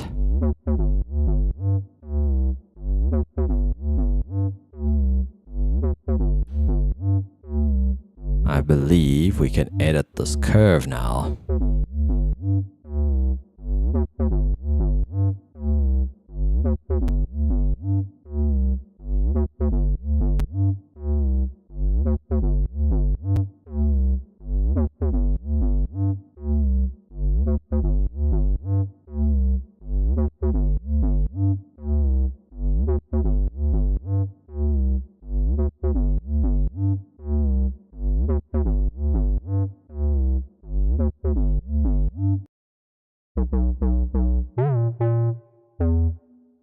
I think we have to make it more obvious.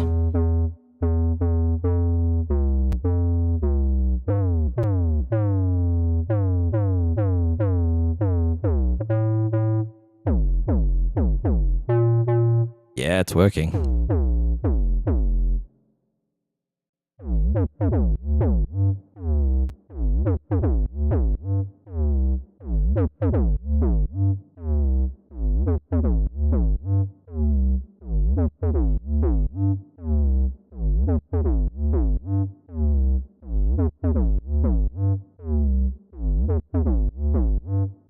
So it's like the remap in Serum, in Vital.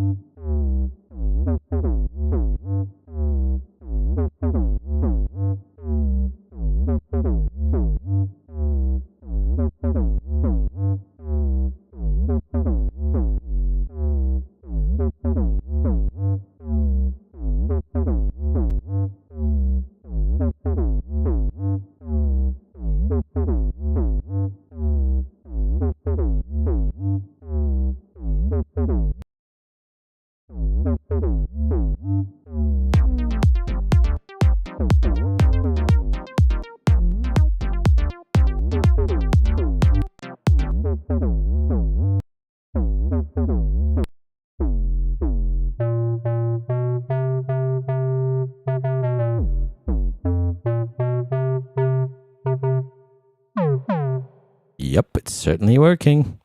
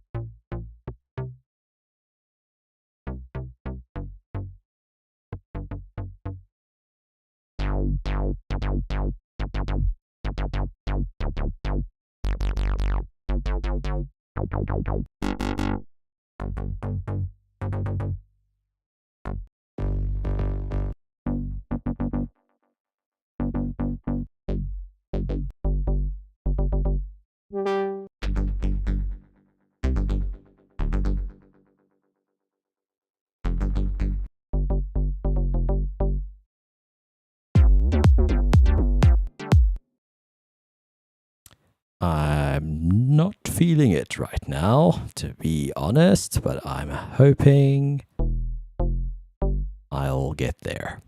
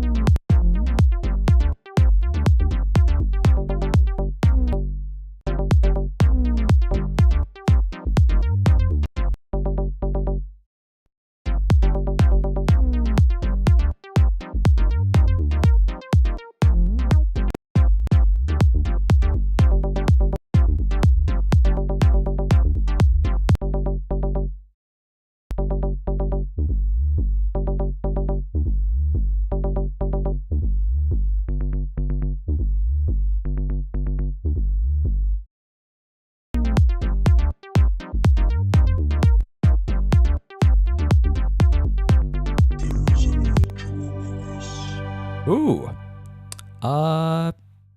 What was that?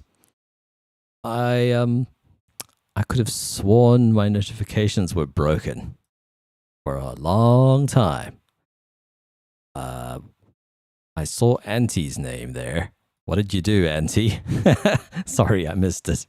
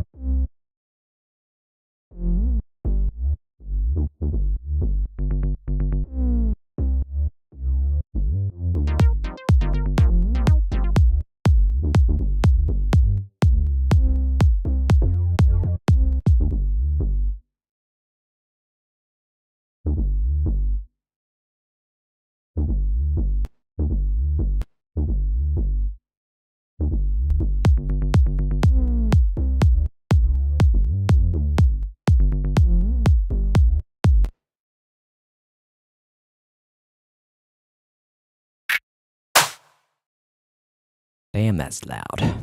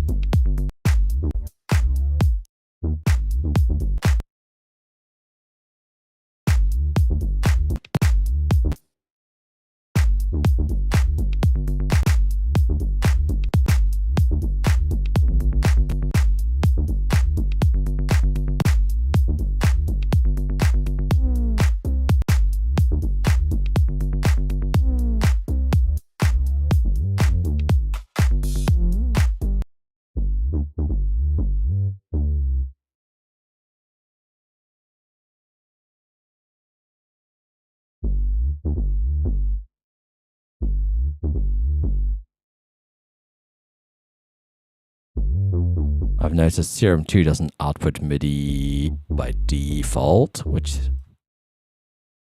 Sorry, wrong button. Which means that if you layer stuff in the same track, you don't get any sound from the other synths.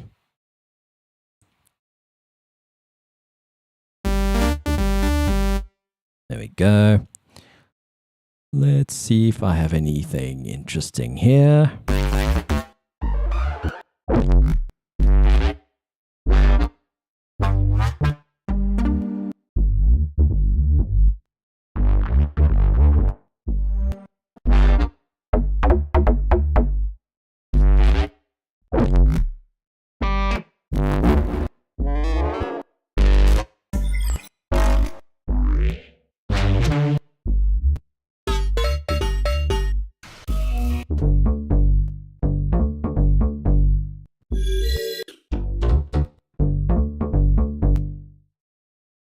This is the right general direction.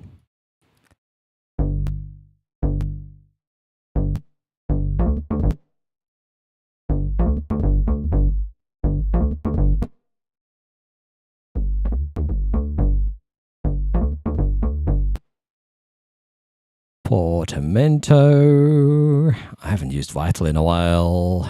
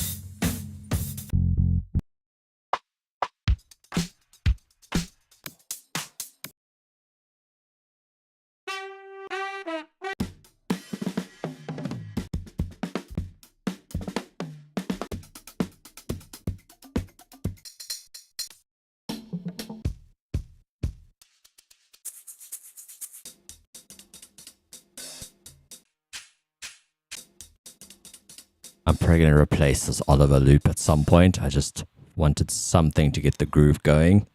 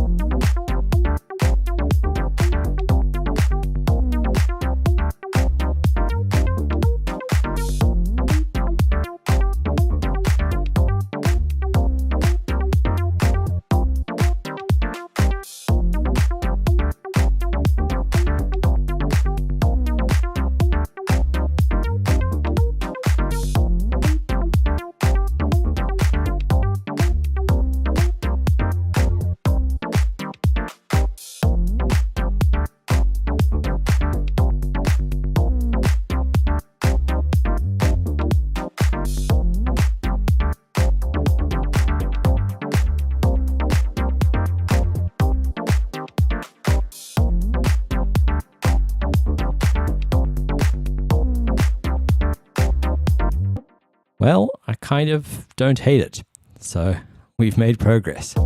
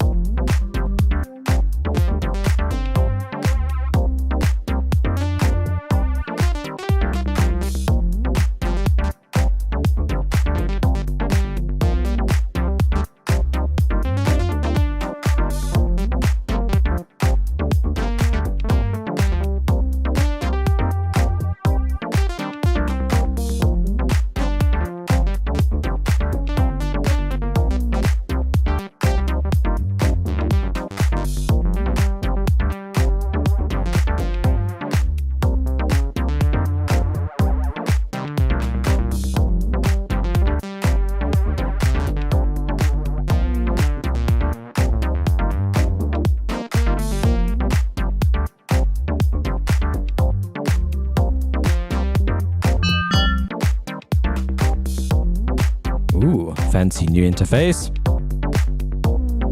I have no idea how I lost the sample. Doesn't matter.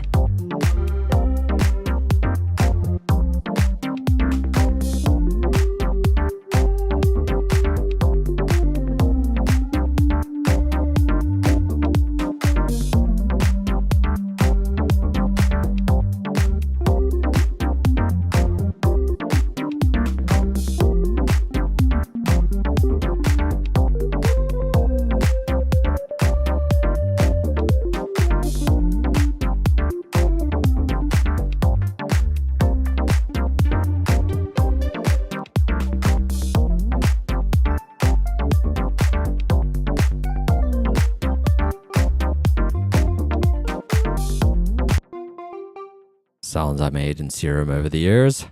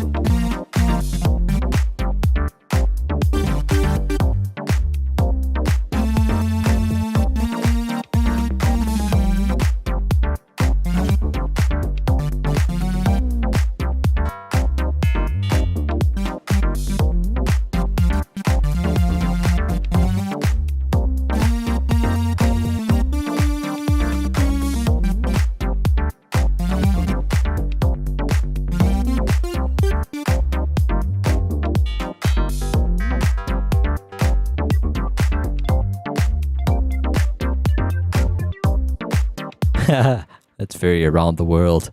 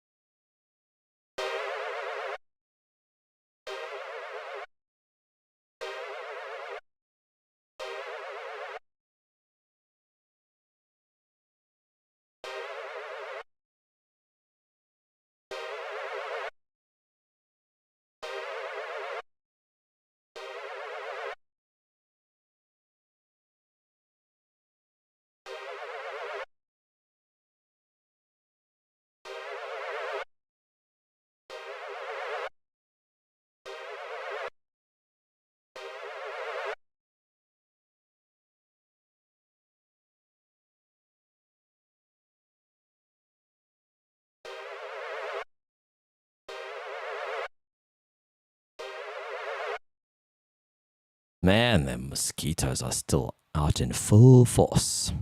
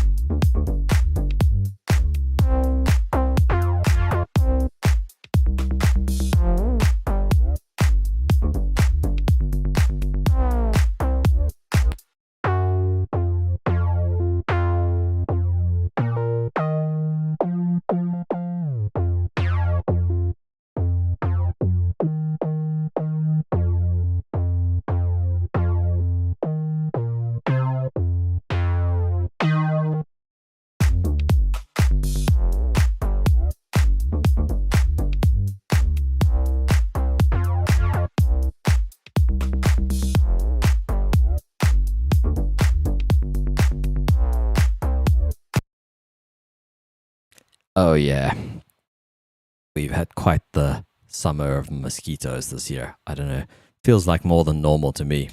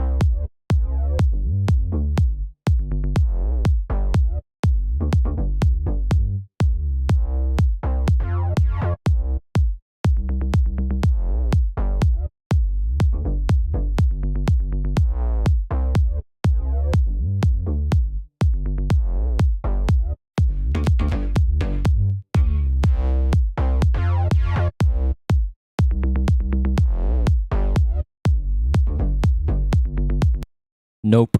Maybe on specific sounds, though.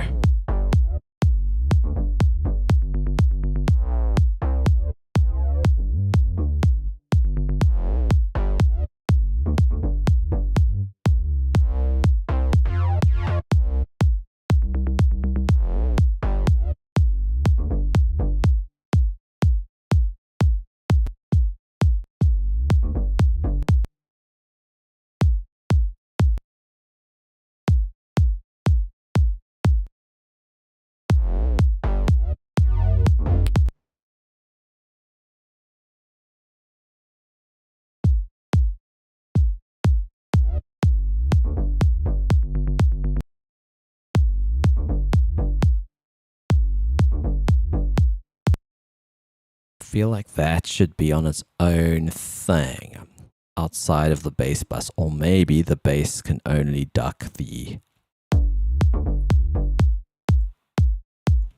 sub and not the rest of the bass. Let's see how that sounds.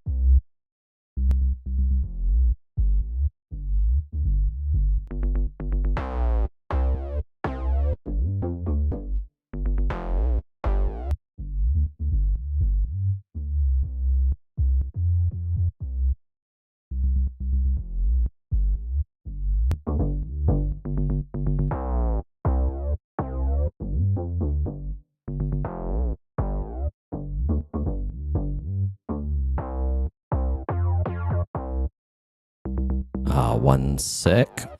My brother's heading to bed. Just want to check where my other laptop is that's giving me internet.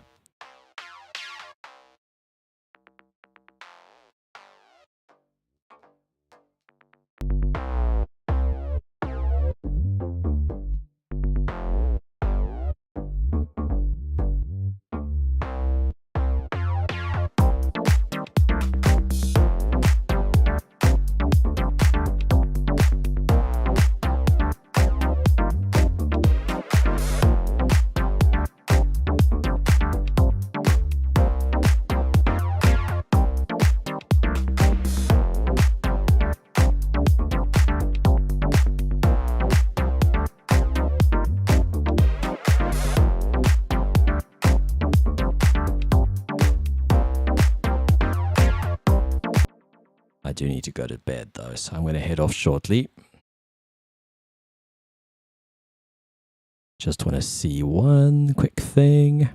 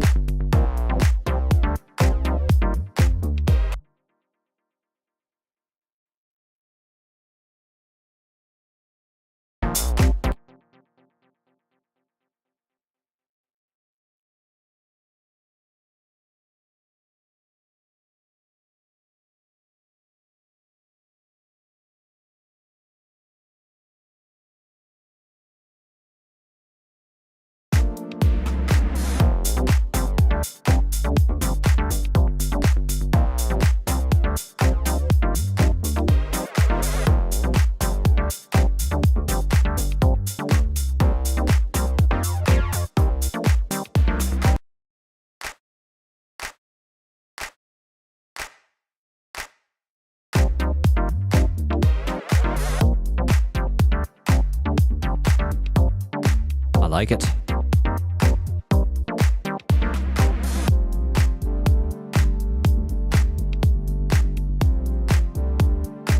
The kicks definitely clash in this loop.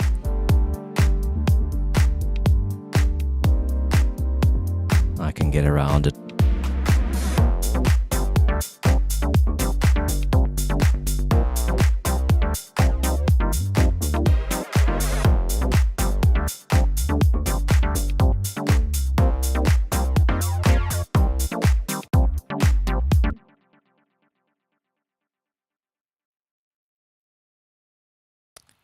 There we go. I knew I had a shortcut for slicing on the grid.